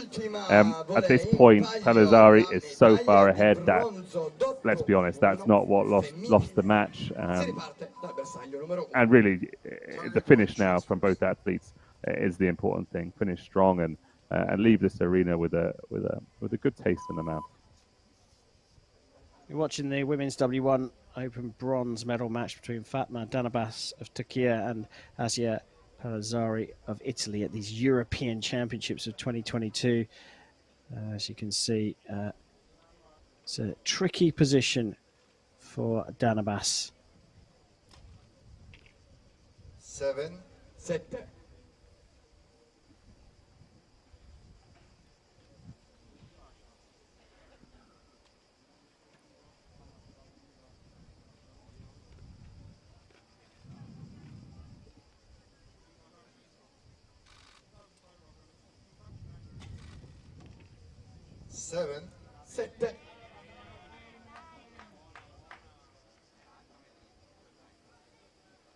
So a 1-1-4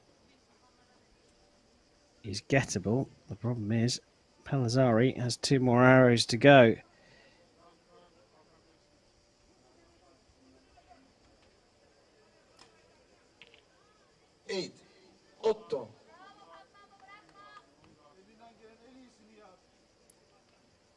Well, mathematically now this is done and dusted. Pelizzari can completely relax and just go through her process here. She knows that the bronze medal is hers. 7-7.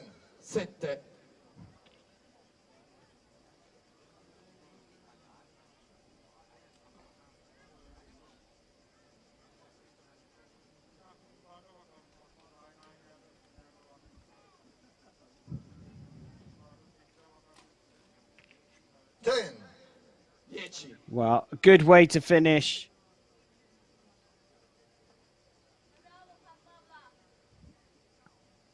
The 1-1-3 is what's been set, but as you can see, that's already been achieved. What's the total score going to be for Asia Pelizzari? 8. Well, it's a 129 for her. And Asia Pelizzari, well, completely dominant really throughout. Yes, there was the disruption of an intruder into the safety area in the range, but as Chris Wells said, that made little difference to the outcome of this one. Pelizzari taking the Women's W1 Open bronze at the 2022 European Championships. Yeah, Pelizzari didn't miss the yellow in the first 9 arrows, except with an 8 in the first end. So 8 arrows in the 10 or the 9, and she built a 13, 14 point lead with 6 arrows left to shoot. It's a difficult amount to overcome. Great performance to start it off. She loosened up a bit after that. Didn't need to keep it as tight. Well-deserved win on home soil in this bronze medal match, and a well-deserved first podium in the W1 individual events for Italy. And results have been confirmed. The bronze medal goes to Italy, and we are now ready for the gold medal match coming soon. There you have it, confirmation that Asia Pelizzari has taken bronze at the European Women's W1 Open here on home soil.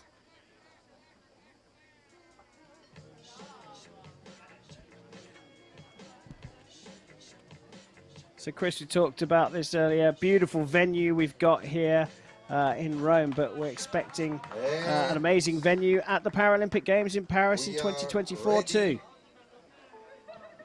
Yeah, that'll be Invalids, the palace in the centre of On the field Paris, of next to play, the Seine. the Many of the archers here athletes. will be aiming towards that venue from this qualification for Paris 2024. Starts Not yet. next year.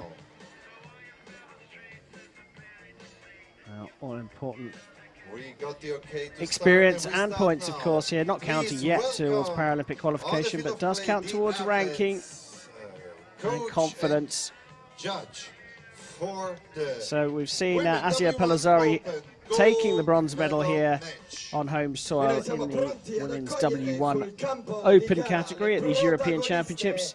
che si giocheranno Now it's il time titolo europeo to sort nel out the other doppio two medals, uno gold femminile. and silver, up for grabs here in the Stadio di Marmi. Let's go down and meet the contenders.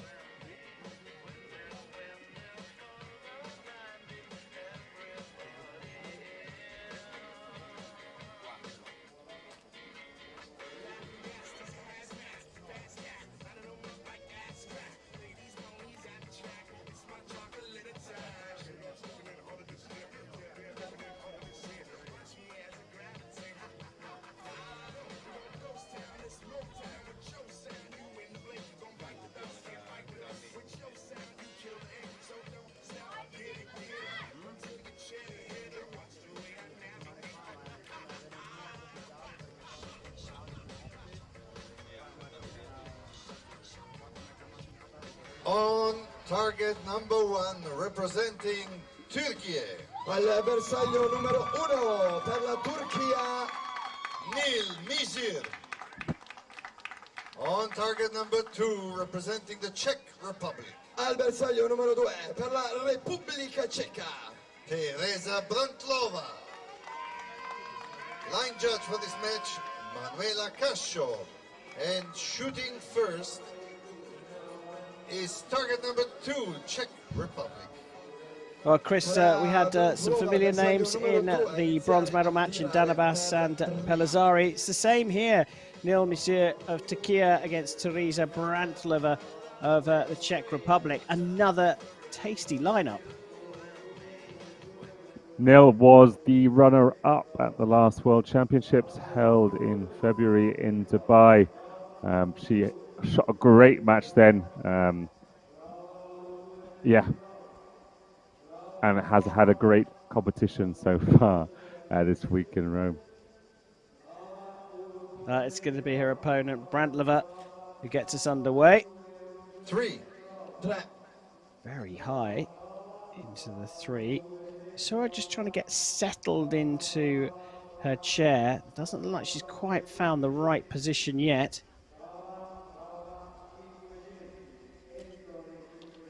Seven. You know, it's interesting. We often see archers change their sights after the first arrow. You call it a sighter often, Karim. That first arrow for Brantlova, she didn't do anything to her bow. She tightened the straps that are around her torso. As we spoke about, W1 athletes are allowed those straps to keep them in the chair because they may not have feeling in their core. If that wasn't tight, if that wasn't in the right spot, it could have moved her arrow all over the place. Result, she's brought it down. She's brought it back kind of in that horizontal line that she needs it to be. 7.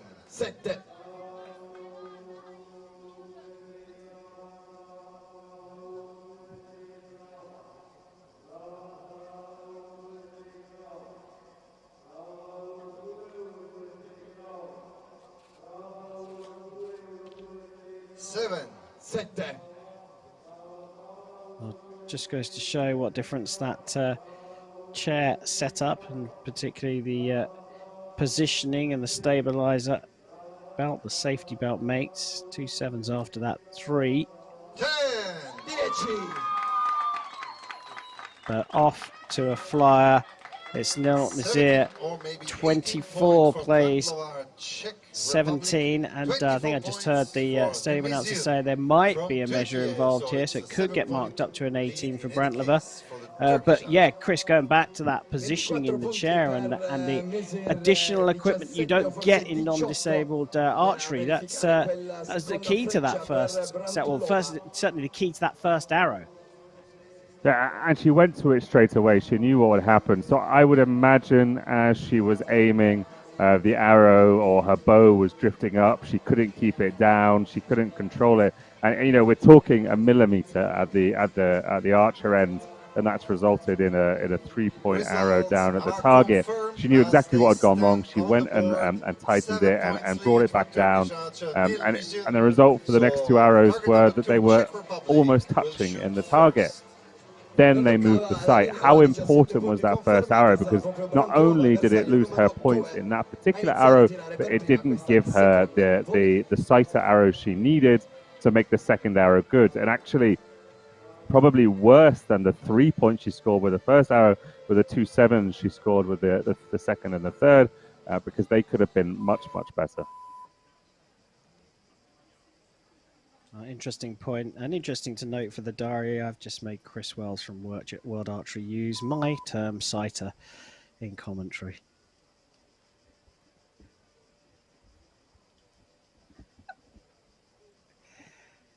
Start of the second here. Teresa Brantlova looking to recover from a difficult start. Puts it into the 6.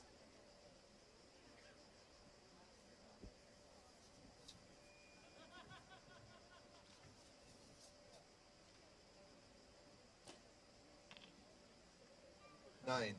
9.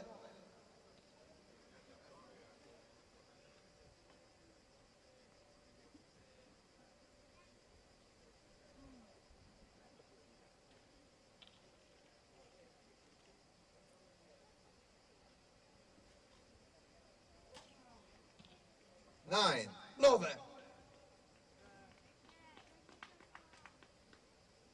Well, she needs a few more of those. Trailing by 10 after 4 arrows, Brantlova. 8. 8.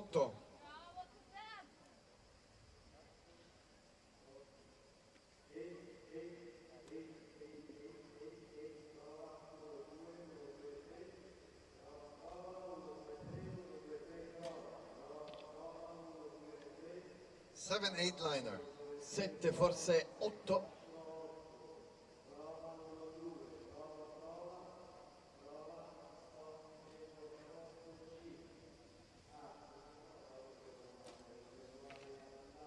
Five. 5. Well, if anything, Total of 22. Nazir's left the Oh, door 23 open a from little bit there. Brantlova. Provisionally Might have 39 one could point, get but mucked it's up still for at 40 for 46 Brantlova, to 39 or 46 48 for Turkey. Nazir. So she's not running away with it, the athlete from Turkey. No, she's not. And we talk about that maths again. With 1 arrow left to shoot in that end, there was a 10-point deficit for the Czech archer. You can't get a 10-point deficit from a 3. So it really was those arrows just after the 3 that she wasn't able to properly sight in. She wasn't able to use that initial arrow to launch her in this match because her chair wasn't set. That's where she lost the points. She's actually shot a better end there and her opponent from Turkey. So yeah, she's got a lot of work to do, lots of work, and you can see how uncomfortable this heat is as well. A lot of work to do in this match, but it's possible. Yeah, it's interesting when you talk about the sort of the build to get yourself into the centre. It's more than just that 1 arrow. That's a really interesting dynamic that can be applied to that first set or end in archery that we haven't perhaps talked about before in commentary. The really challenging thing in this sport is interpretation of your result, right? You shoot an arrow, it lands somewhere, it's good or bad on the scoreboard, but how that arrow got there, did you shoot well, did you shoot badly, what did you do wrong, what could be improved, what did the wind do? All of these things have to be interpreted in such a small space of time, and that's really, really what the battle is. Well, good news becomes better news for Brantlova. She got marked up to a 40. She still trails by 6, so shoots first, and that looks like it's just outside the 9 for an 8. She's certainly not out of this. Well, she wasn't before. She's got an extra point, so she's closer. 9. Now the question is, does Mizir now push on?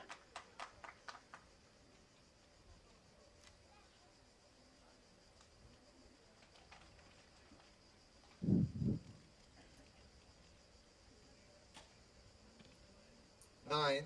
9.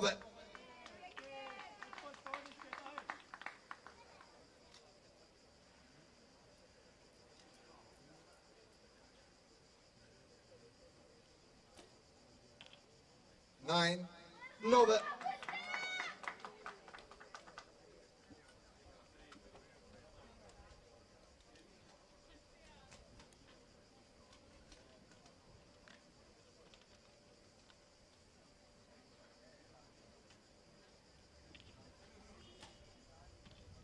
9. 9. Well, getting better and better score-wise.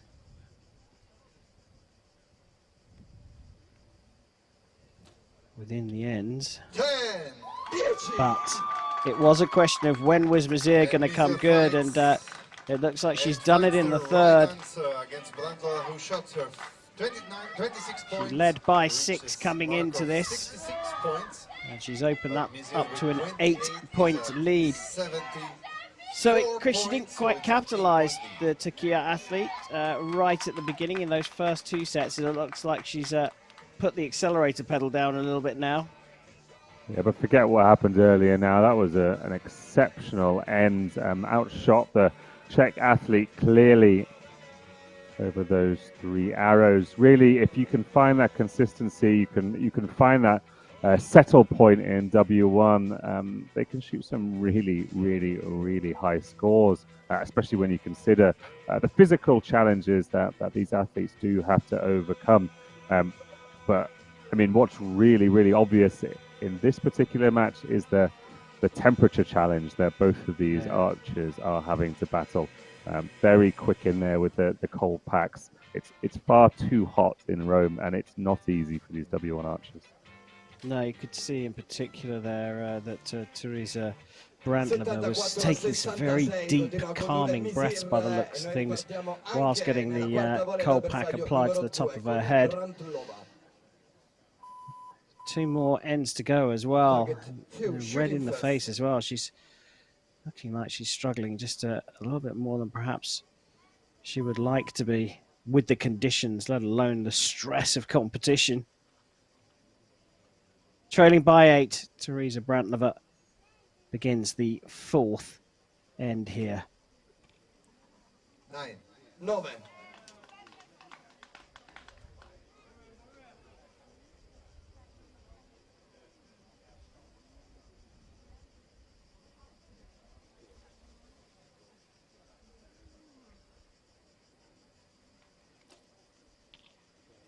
8. 8.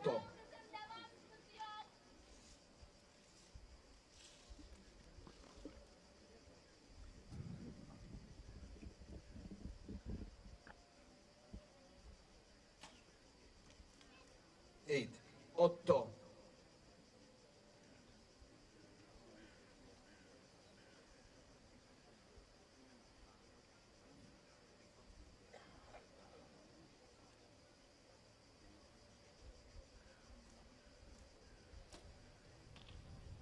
8. 8.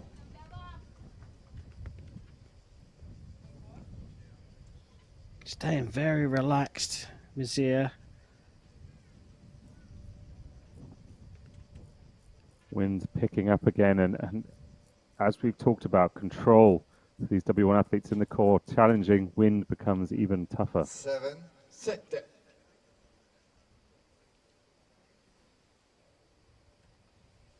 Well, opportunity to go 10 clear here with this last arrow for Mizir. 9-10 liner, probably a 10. Well, it's a close one. Chris, I'm going to ask you, can you call that one? Definitely a 10. There was no gap at all between the shaft and the and line, but that confirmation is almost moot in this situation. 3 arrows to go and an arrow ahead, 9 or 10, give or take. It's a really commanding position to be in for this Turkish archer. It wasn't all about that first end as well. Of course, the first arrow was tough. Of course, there were some points dropped, but over the few ends since then, she's really tightened things up and she's started to pull away. Yeah, 29 in the previous end, and 8-10 for a 26 in that end. And Mizir just applying enough of the accelerator pedal to start to pull away, leading by 10 now in this Women's W1 Open gold medal match here at the European Championships of 2022. The conditions are absolutely brutal. And it is Nil Mizir who's handling it just that little bit better at the moment. That's fascinating. You can see Mizir is quite difficult from this angle to see that while she's shooting, but her strap actually just goes over that rear shoulder, that bow shoulder, whereas Brantova has the straps across both shoulders. Again, every athlete, every para-athlete different. Every para-athlete allowed a slightly different assistive device to enable them to compete at this level.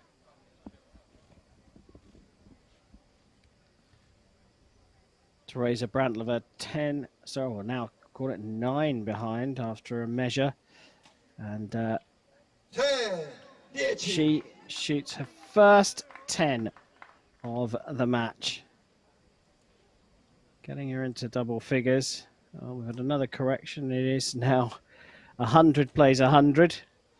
Makes the scoreboard look very neat.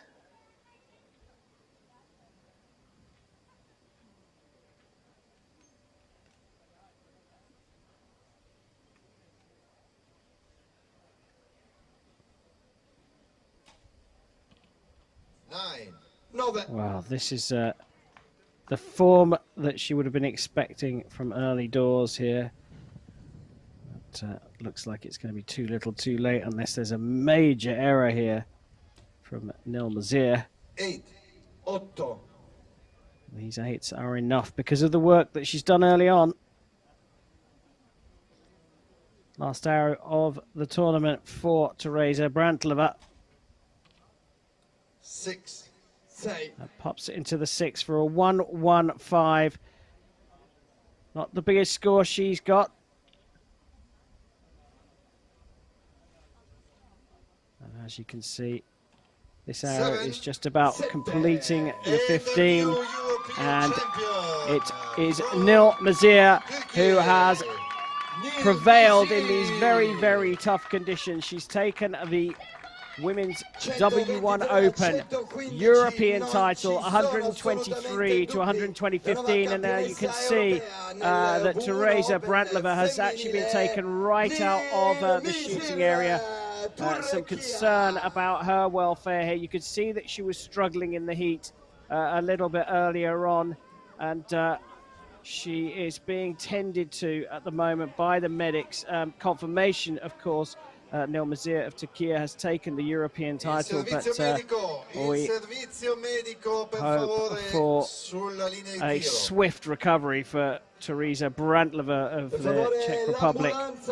You can see Nil Mizir looking on with a great deal of concern. What a difficult way for her to win her European title. And of course, our thoughts along with Mizir's and the referees are with Brantlova. She didn't look comfortable on the shooting line.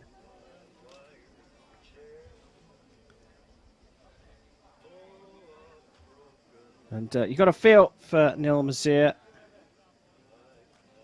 Effectively a bit of a damp end to her taking a European title here in Rome. La Croce Rossa, dov'è? Well, what a fantastic performance from Nil Mizir in that final. She shot a silver medal at the World Championships in Dubai to start the year, and then a gold medal here at the Europeans to get a European title. Yeah, really, really, really impressive performance. Just so tough in this heat. It's really tough for all of these W1 archers. To compete, to modulate body temperature, and you know, yeah, it's tough to see. Someone struggling in those conditions. Hope.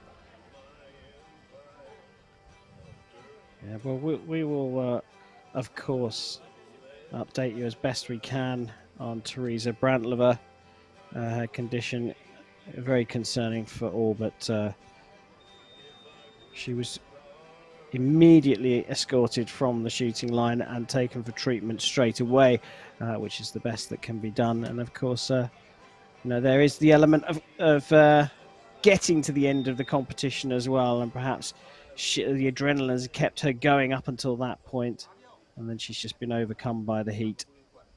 But our best wishes, as I say, are with her and her support team, and we'll update you as best we can.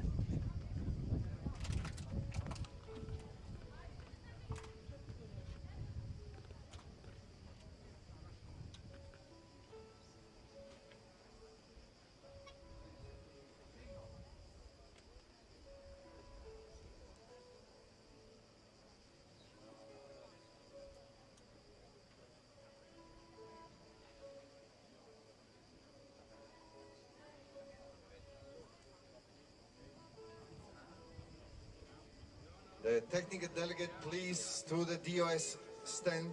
Please, the technical delegate, come to the DOS stand.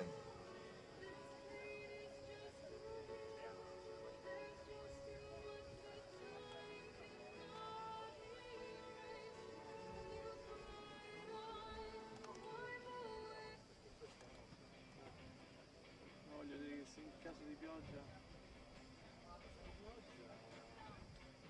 se perdiamo quelle due piccoline, ci arriva bene questo.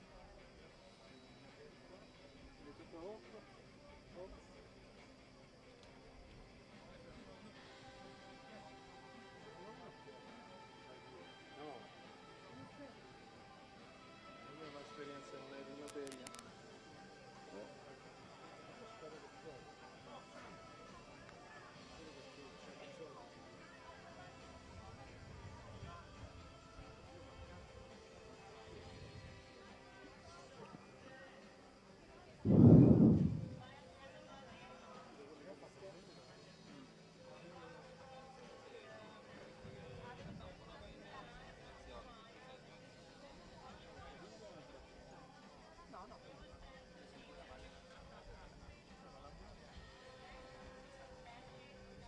Armingo Scarzella, please, to the DOS stand.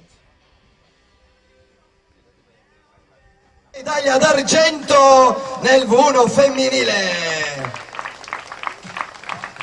E allora noi siamo pronti per passare al primo match del maschile. Ladies and gentlemen, please welcome to the field of play the competitors and the judge and the coaches for the men W1 Open Bronze Medal Match. E diamo il benvenuto ai protagonisti e ai loro coach per quanto riguarda il doppio V1 maschile, il match che assegnerà la medaglia di bronzo.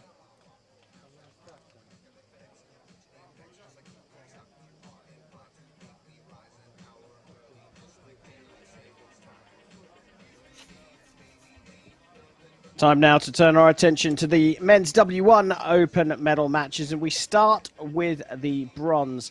And again, it's an athlete from athletes from two strong para archery nations, Turkey and Italy, represented in the bronze medal match. Representing Turkey, Al bersaglio numero 1 per la Turchia, Bahattin Hekimoğlu.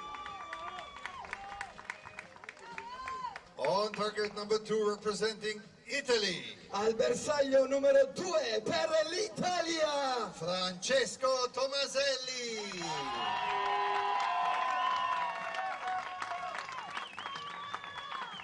The line judge for this match is Bjarne Strandberg. And shooting first. So, in case you didn't get it, Turkey represented by Bahattin Hekimoğlu, and Italy on target number 2, represented by Francesco Tomaselli. Two strong nations going up against each other again here at these European Championships.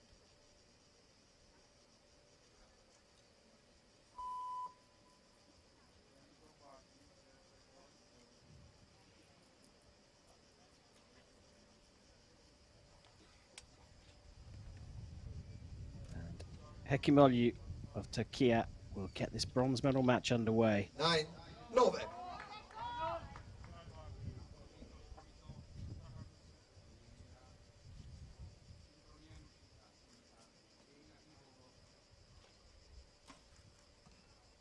8-8.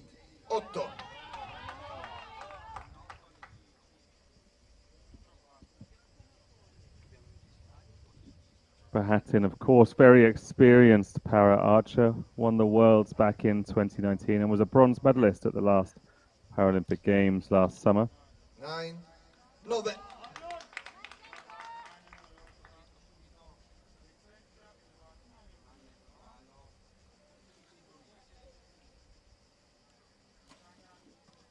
10-10.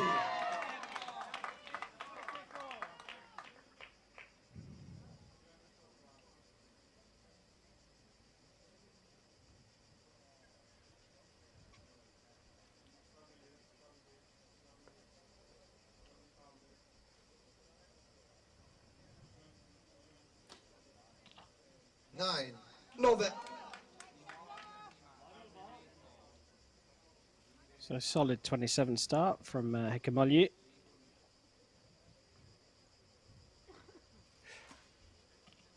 Eight. 8.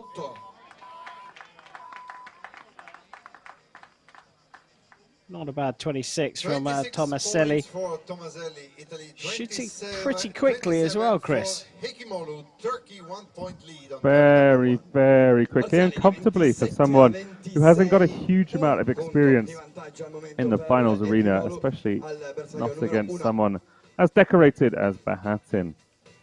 Comfortable start from both archers. This one could be a tight one.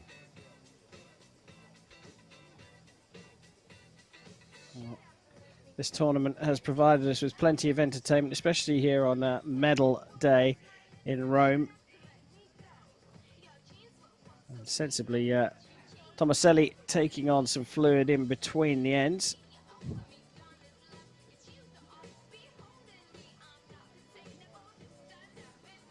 And looking at the contrast between these two archers, Bahatin using a strap across his body to keep him in the chair, keep that torso fixed in some kind of position so he can draw and aim effectively. Italian opponent more using the ledge, that ledge just below his right underarm.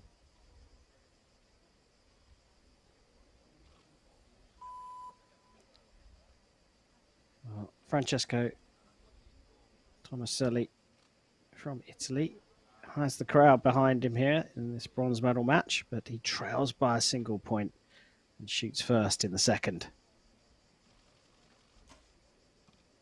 9. 9.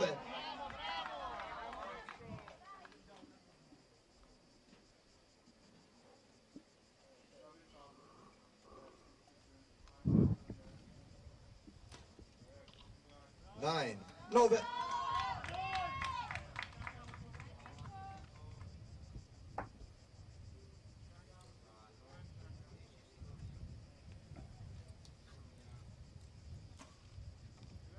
9.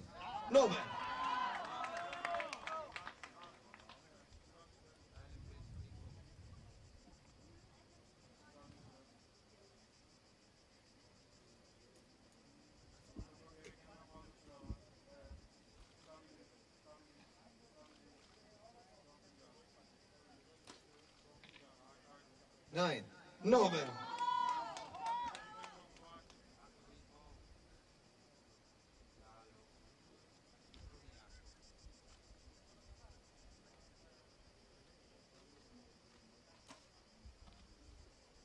9-10 liner. 9, forse 10.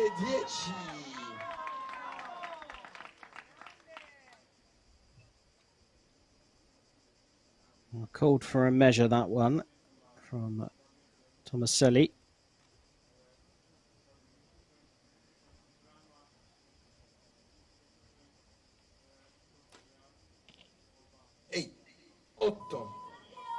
And that one drifted off for a 53, but Tomaselli's 53 could get marked up to a 54. Chris, do you have a feeling on that? I think this match is going to be a tight one throughout. I think this is the best W1 match we've seen so far.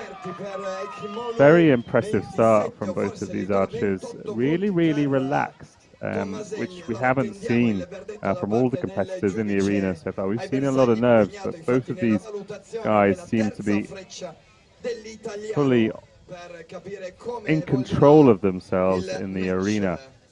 Be an interesting development if this arrow was to be marked up, which I think it just was.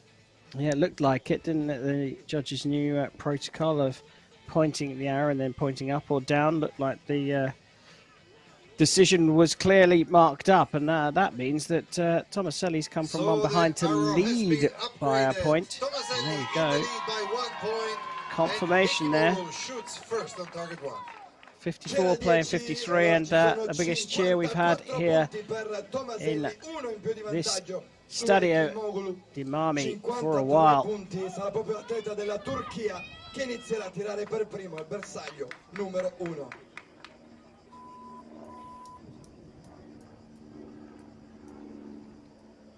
They're racing through this one as well.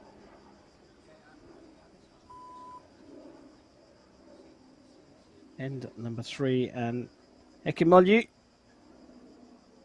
will shoot first.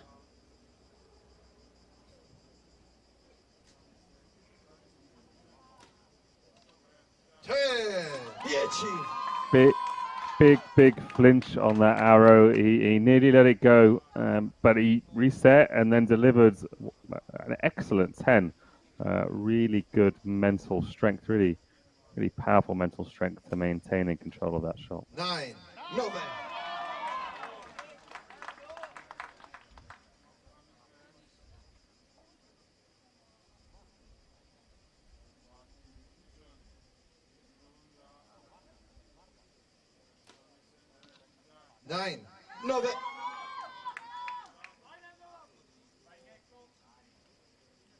You saw Hekemoglu's front arm just drop away with that second shot, and it just dropped centimeters below his first.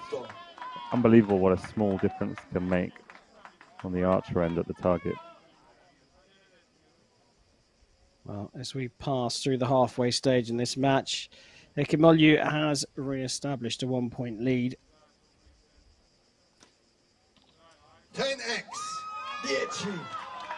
And he will maintain that going into the 4th end.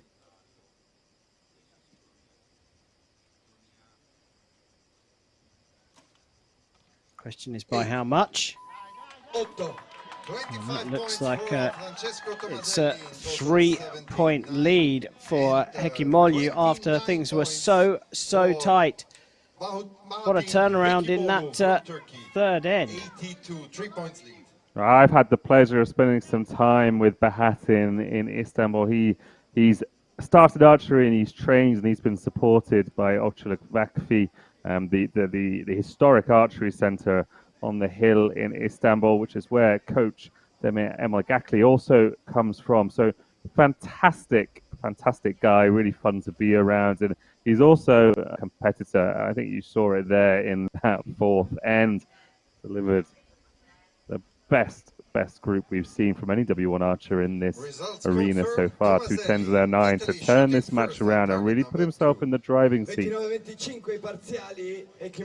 the back stretch. Well, 2 more to go in this bronze medal match, the penultimate match here, our live medal day feature from these European Championships. And it is a tight one still, but Ekimolu here against Tomaselli. Well, the Turkiya athlete has just started to pull away.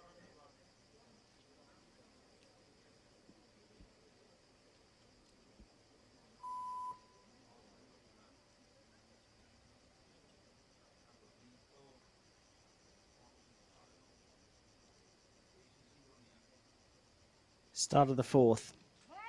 10. And what a way to begin your fight back.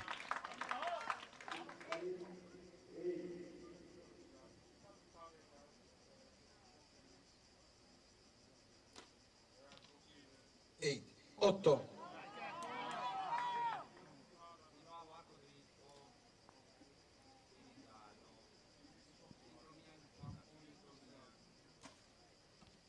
Nine. 9.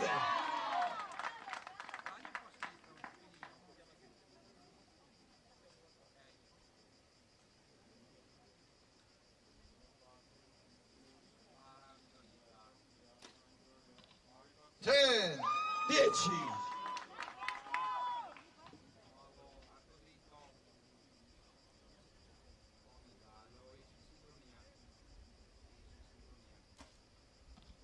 9. 9.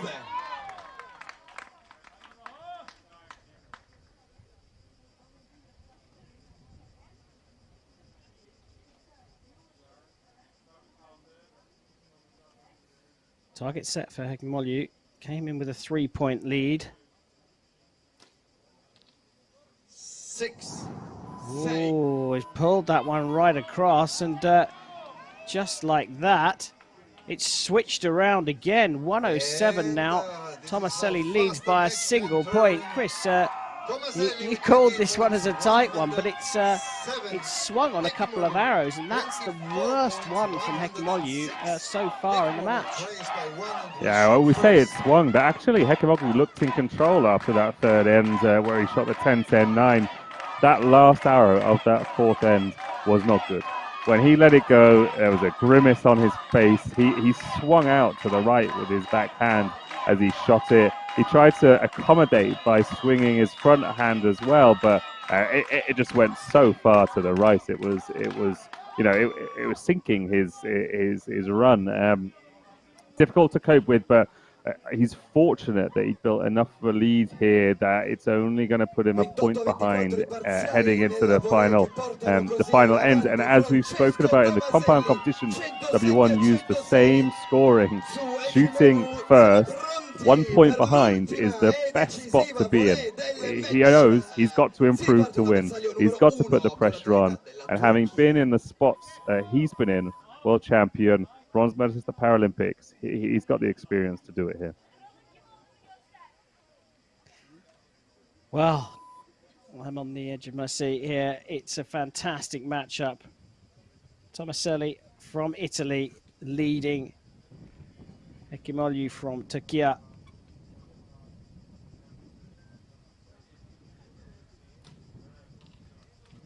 9. 9.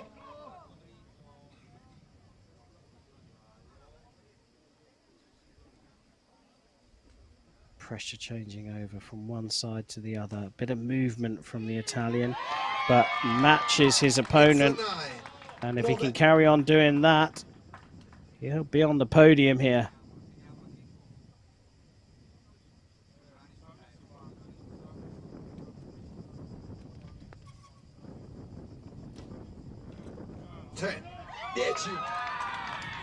And that's what Bahatin Hekimolu wanted. Apply some pressure as you just hear the wind running across the mics again. 8. 8. Well, the lead switches over now, and it is... What a critical series. A 10 and then a wind. Yeah. And this could seal up the medal. 9. 9. Not quite. So a 1-3-4 set. Now this is gettable. Tomaselli needs a 10 to force a shoot off. 10 for a shoot off. It's a 9. Oh, it's just into the 9. It's not far out at all.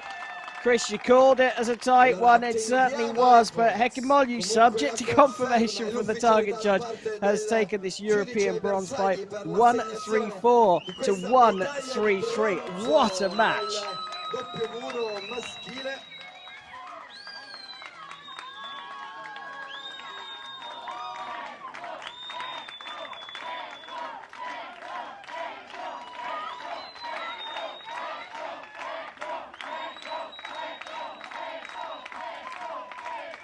target judge will tell us if the result on the scoreboard will stand and we have a bronze medalist or a shoot-off. Oh, you heard it here. We are waiting for that final confirmation. Tense moments for both athletes. Is And it has been confirmed. You can see the smile on the agent's face. And Bahatin Hekimoglu has done this one. What a topsy-turvy match that was. But Bahatin Hekimoglu of Turkey has taken European bronze here in 2022 in Rome. Grande lotta, big fight for Francesco Tomaselli. Congratulations, great match.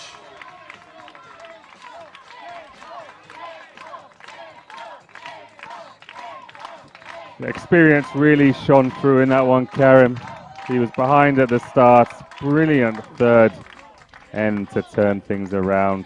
Struggled at the end of the fourth again, had that one wayward shot, but ultimately put himself in position to put on the pressure and then put himself in a position to win it. Great performance, though, from Tomaselli. You've got to say, he really kept Hekimoglu honest through that match. Yeah, no, great performance for someone who's not got a huge amount of experience in the finals arena. I mean, these things take time to build. A good medal, a good European Championships Final Four, if not a medal yet. And there are bright things in the future for another archer from the Italian team, which has done so well here already at this tournament. Coach and judge for the men W1 Open Gold Medal Match. Signore e signori, noi siamo pronti per vivere e goderci insieme l'ultimo match della giornata, l'ultimo match di questo campionato europeo para Archery Roma 2022 che assegnerà il titolo europeo nel W1 Open maschile.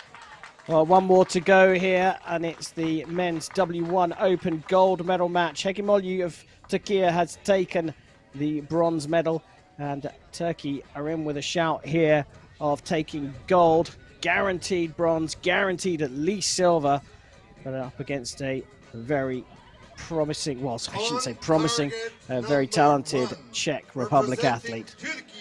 Al bersaglio numero 1 per la Turchia.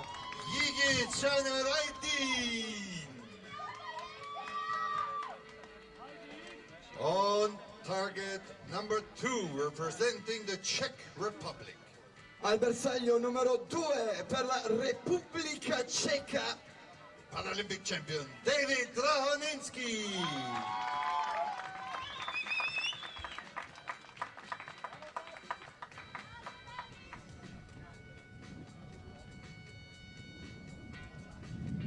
The line judge for the match is Mrs. Manuela Cascio.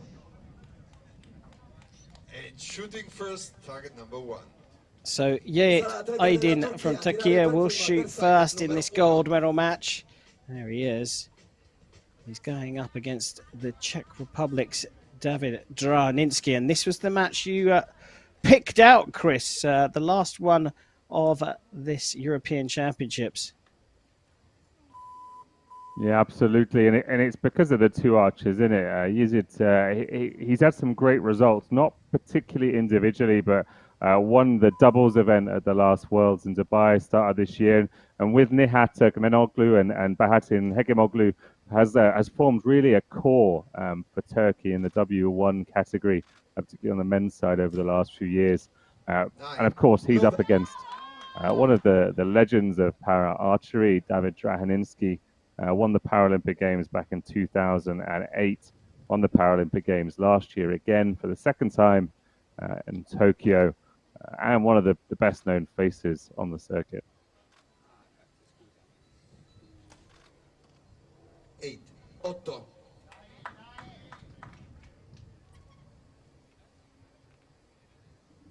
Well, first arrows put down, 9 and 8. Not telling us too much at the moment.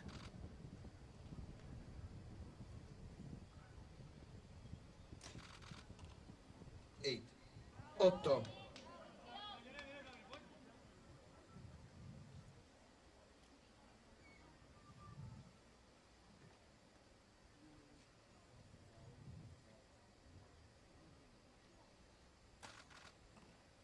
Ten.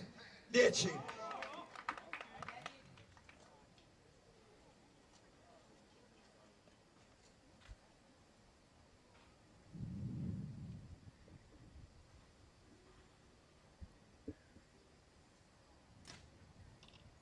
Nine.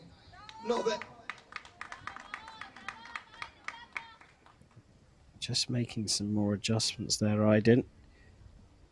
26 set.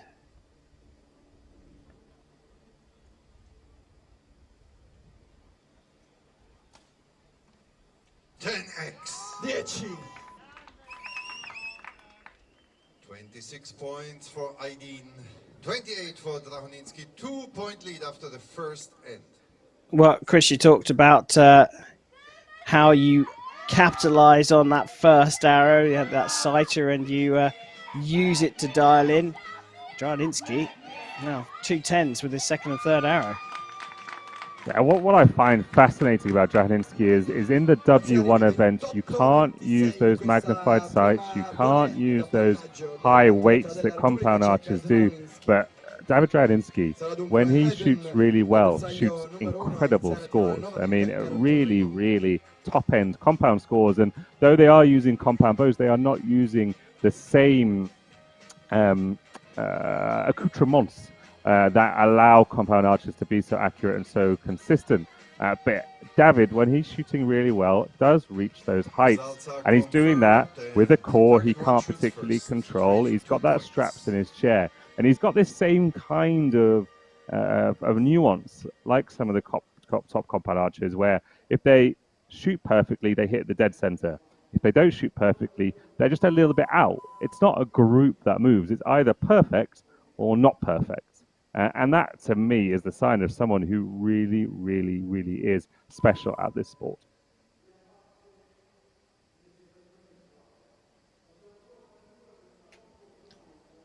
Well, that makes it a tougher challenge for Aydin here of Turkey, trailing by 2 after the first. He shoots first in the second and still just trying to find the center of the target. He's not far off.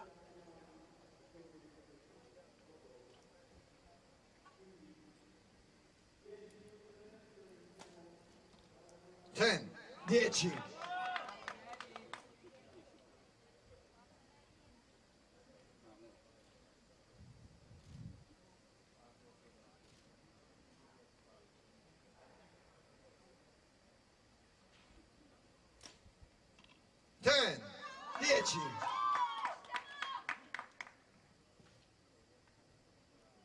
Some comfort there for Yet Aydin.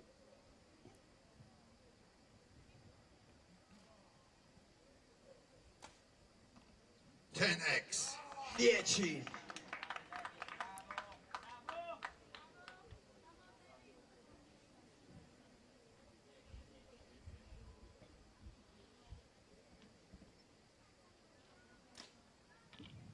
Eight. 8. So 52 out of a possible 60. Given the impairments, is a good score, but could be on for a perfect here for Drahoninski.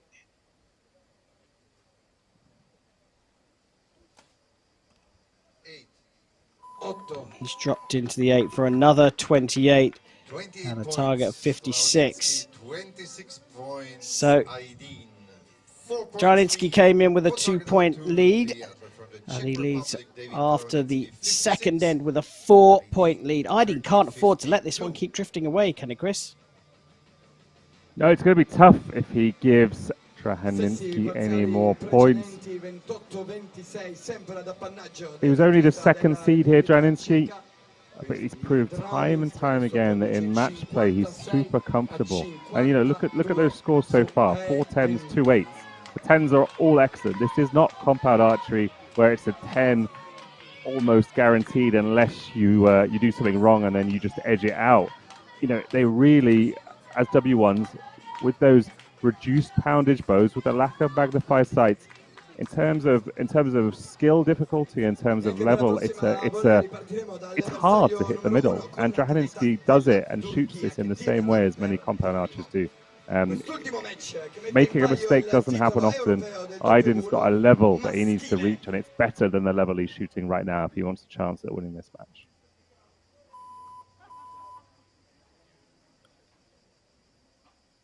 Two tough competitors going up against each other, but it's this man from the Czech Republic who's dominating at the moment. We've only had 2 of the 5 regulation ends. Aydin already trails by 4 points. Needs to stop the rot right now. 8. See, that was a much straighter shot. The horizontal alignment was much better. It was also a shot in which he didn't move his backhand dramatically out of line, and those two things are related. 10.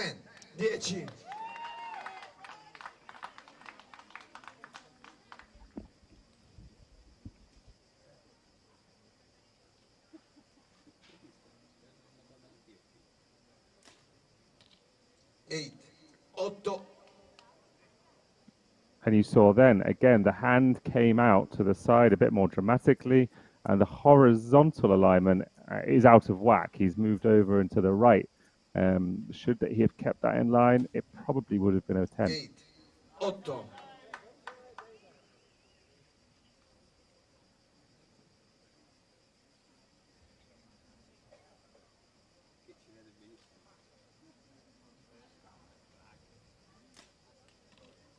Nine. 9.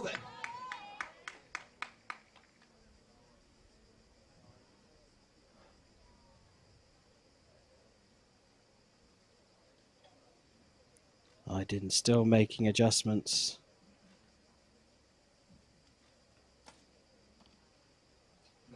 Well, 28 in the first, 28 in the second, and that very much looks like 28 in the third. Currently marked as 84. That last arrow will go to a measure, but we're going to give him the benefit of the doubt. 84 plays 77, means the 6-point lead has opened up to 7, subject to that confirmation of the measure.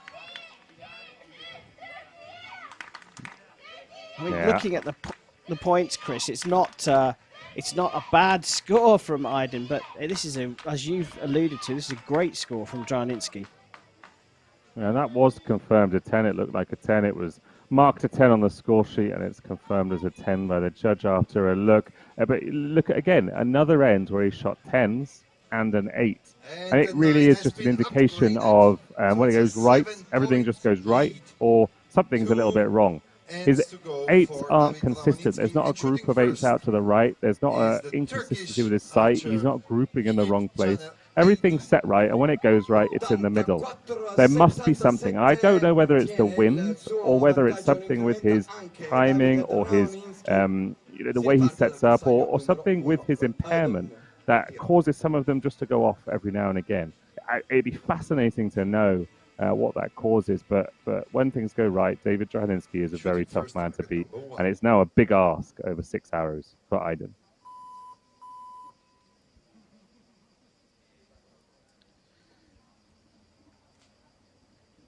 Three ends down, a 7-point lead for this man. Yet Aydin of Turkey will shoot first in the 4th, and he's got to start drilling them into the middle of the target. 10. Oh, great stuff. That's exactly what he needed. Not just for his own confidence, but to try and put some pressure on the athlete from the Czech Republic.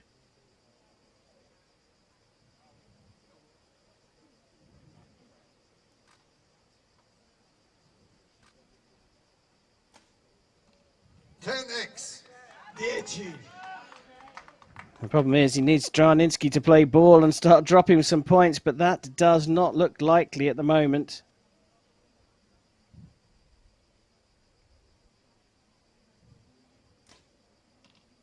9, 9.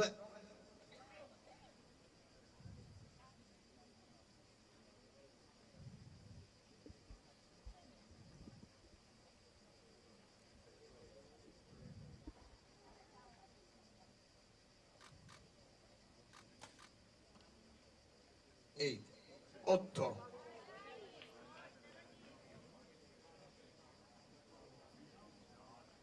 See, that looked dead to me. The back of his shot looked dead when he let go, and it dropped low. And I wonder if that is the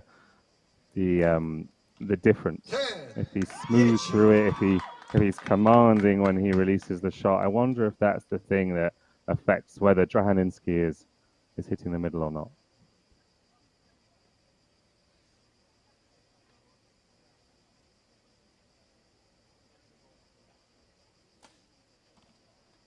Nine, 10 liner. 9 e forse 10. Again, a liner for Drahaninski, 27 points. Another one going to a measure, another one that I think is likely to get marked up, but it does mean that Aydin has closed the gap somewhat. What the target judge will decide on that. A point's a point, and you can't complain about a point, but Aydin needs more than 1 point to claw his way back into this one, especially with only 3 hours to go. It would surprise me if David Drahaninski shot anything than a 10 or an 8 in this match. Maybe 1-9, you know, maybe some of these line calls he's been a little bit lucky on. That one's been marked up again and confirmed as a 10. It's an interesting comparison between these two archers. Aydin's getting there. He's getting there and he's finding the middle, but it's just taken too long. Especially when your opponent's just not hitting anything but 28s. And there has been upgraded to a 10. David Drahaninski now. It's all going the man from the Czech Republic's way. Going into the 5th end. 3 arrows each to go and a 6-point lead for David Drahaninski. Drahaninski 6 punti di vantaggio su Aydin, il turco. Entriamo nel quinto. Must be tough going into this final end, knowing that well, you've basically got to shoot 3 10s and hope that your opponent shoots 3 8s just to give yourself a chance of a shoot off. And when Aydin has only shot 3 10s so far over his 12 arrows, the first part of that job is a pretty tough one. Start of the 5th. Yayet Aydin of Turkey trailing by 6 to shoot first.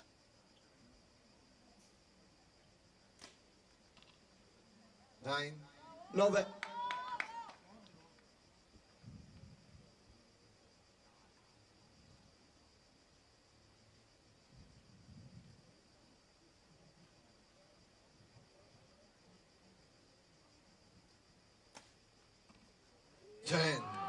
Ruthless, absolutely ruthless.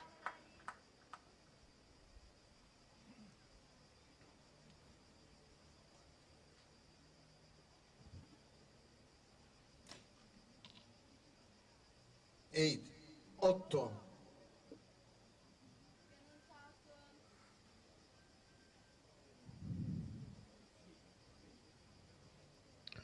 Drahaninski almost a full arrow ahead here. 9, 9.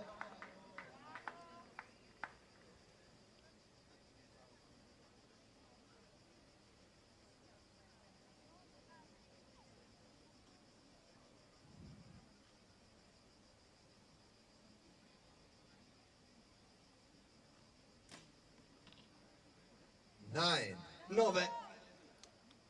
So finishing on a 1-3-2. Drahaninski with 1 arrow to go, 1 full 1 available to him.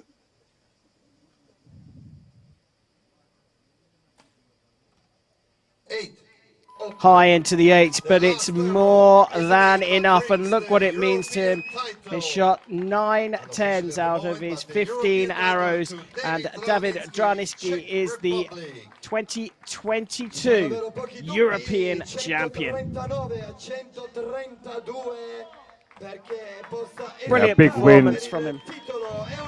Big win from Drahaninski again. It was the final that really promised everything.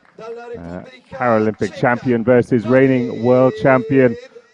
Fantastic for David Drahaninski, who has been such a force in this sport for so long and is back as a force of this sport to be back on top of the podium again. A confirmation there that David Drahaninski of the Czech Republic has taken the men's W1 Open European title here in 2022 in Italy's capital, Rome.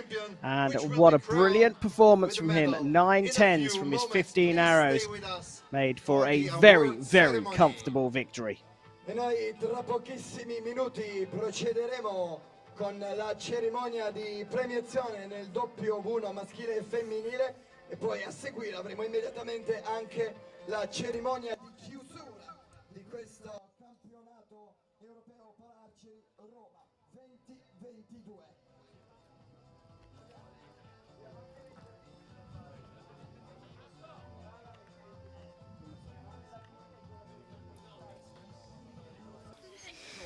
A big fight, but in the end the European title is yours. So what about this week in Rome?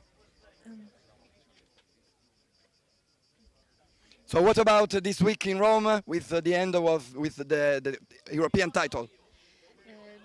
Bu hafta boyunca Roma'da hayat nasıldı ve bunun bitişi nasıl?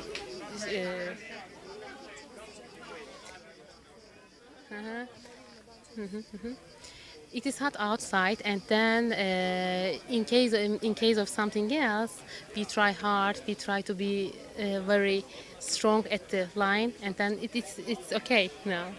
Okay, so thank you very much and congratulations. So David, the best way to finish all this tournament, all this championship, the best way to take another European title to your palmarès. So congratulations. How do you feel about this week here in Rome? It was very, very hard, but I will thanks all organizers, volunteers, and all archers and my opponents, because without them I will be not champion. So it was amazing championships, and I am very, very happy that I won. Every time seems it's been the first one. In your eyes we can see your emotion coming up for every single medals you gain. Yes, it is nice everyone will win, but only one can, and I do it. I did it.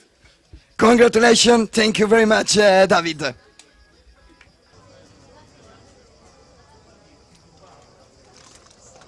It's so great that sport is back and we can see this emotion coming out of the athletes. Well, brilliant performance here, particularly by David Drahaninski. It's been a superb privilege to be able to call these European Championships from Rome in 2022. We are definitely back to a full circuit. Thanks obviously to Chris Wells from World Archery for his expert opinion. And thanks to all of you for watching. We'll be back with some more live coverage very soon.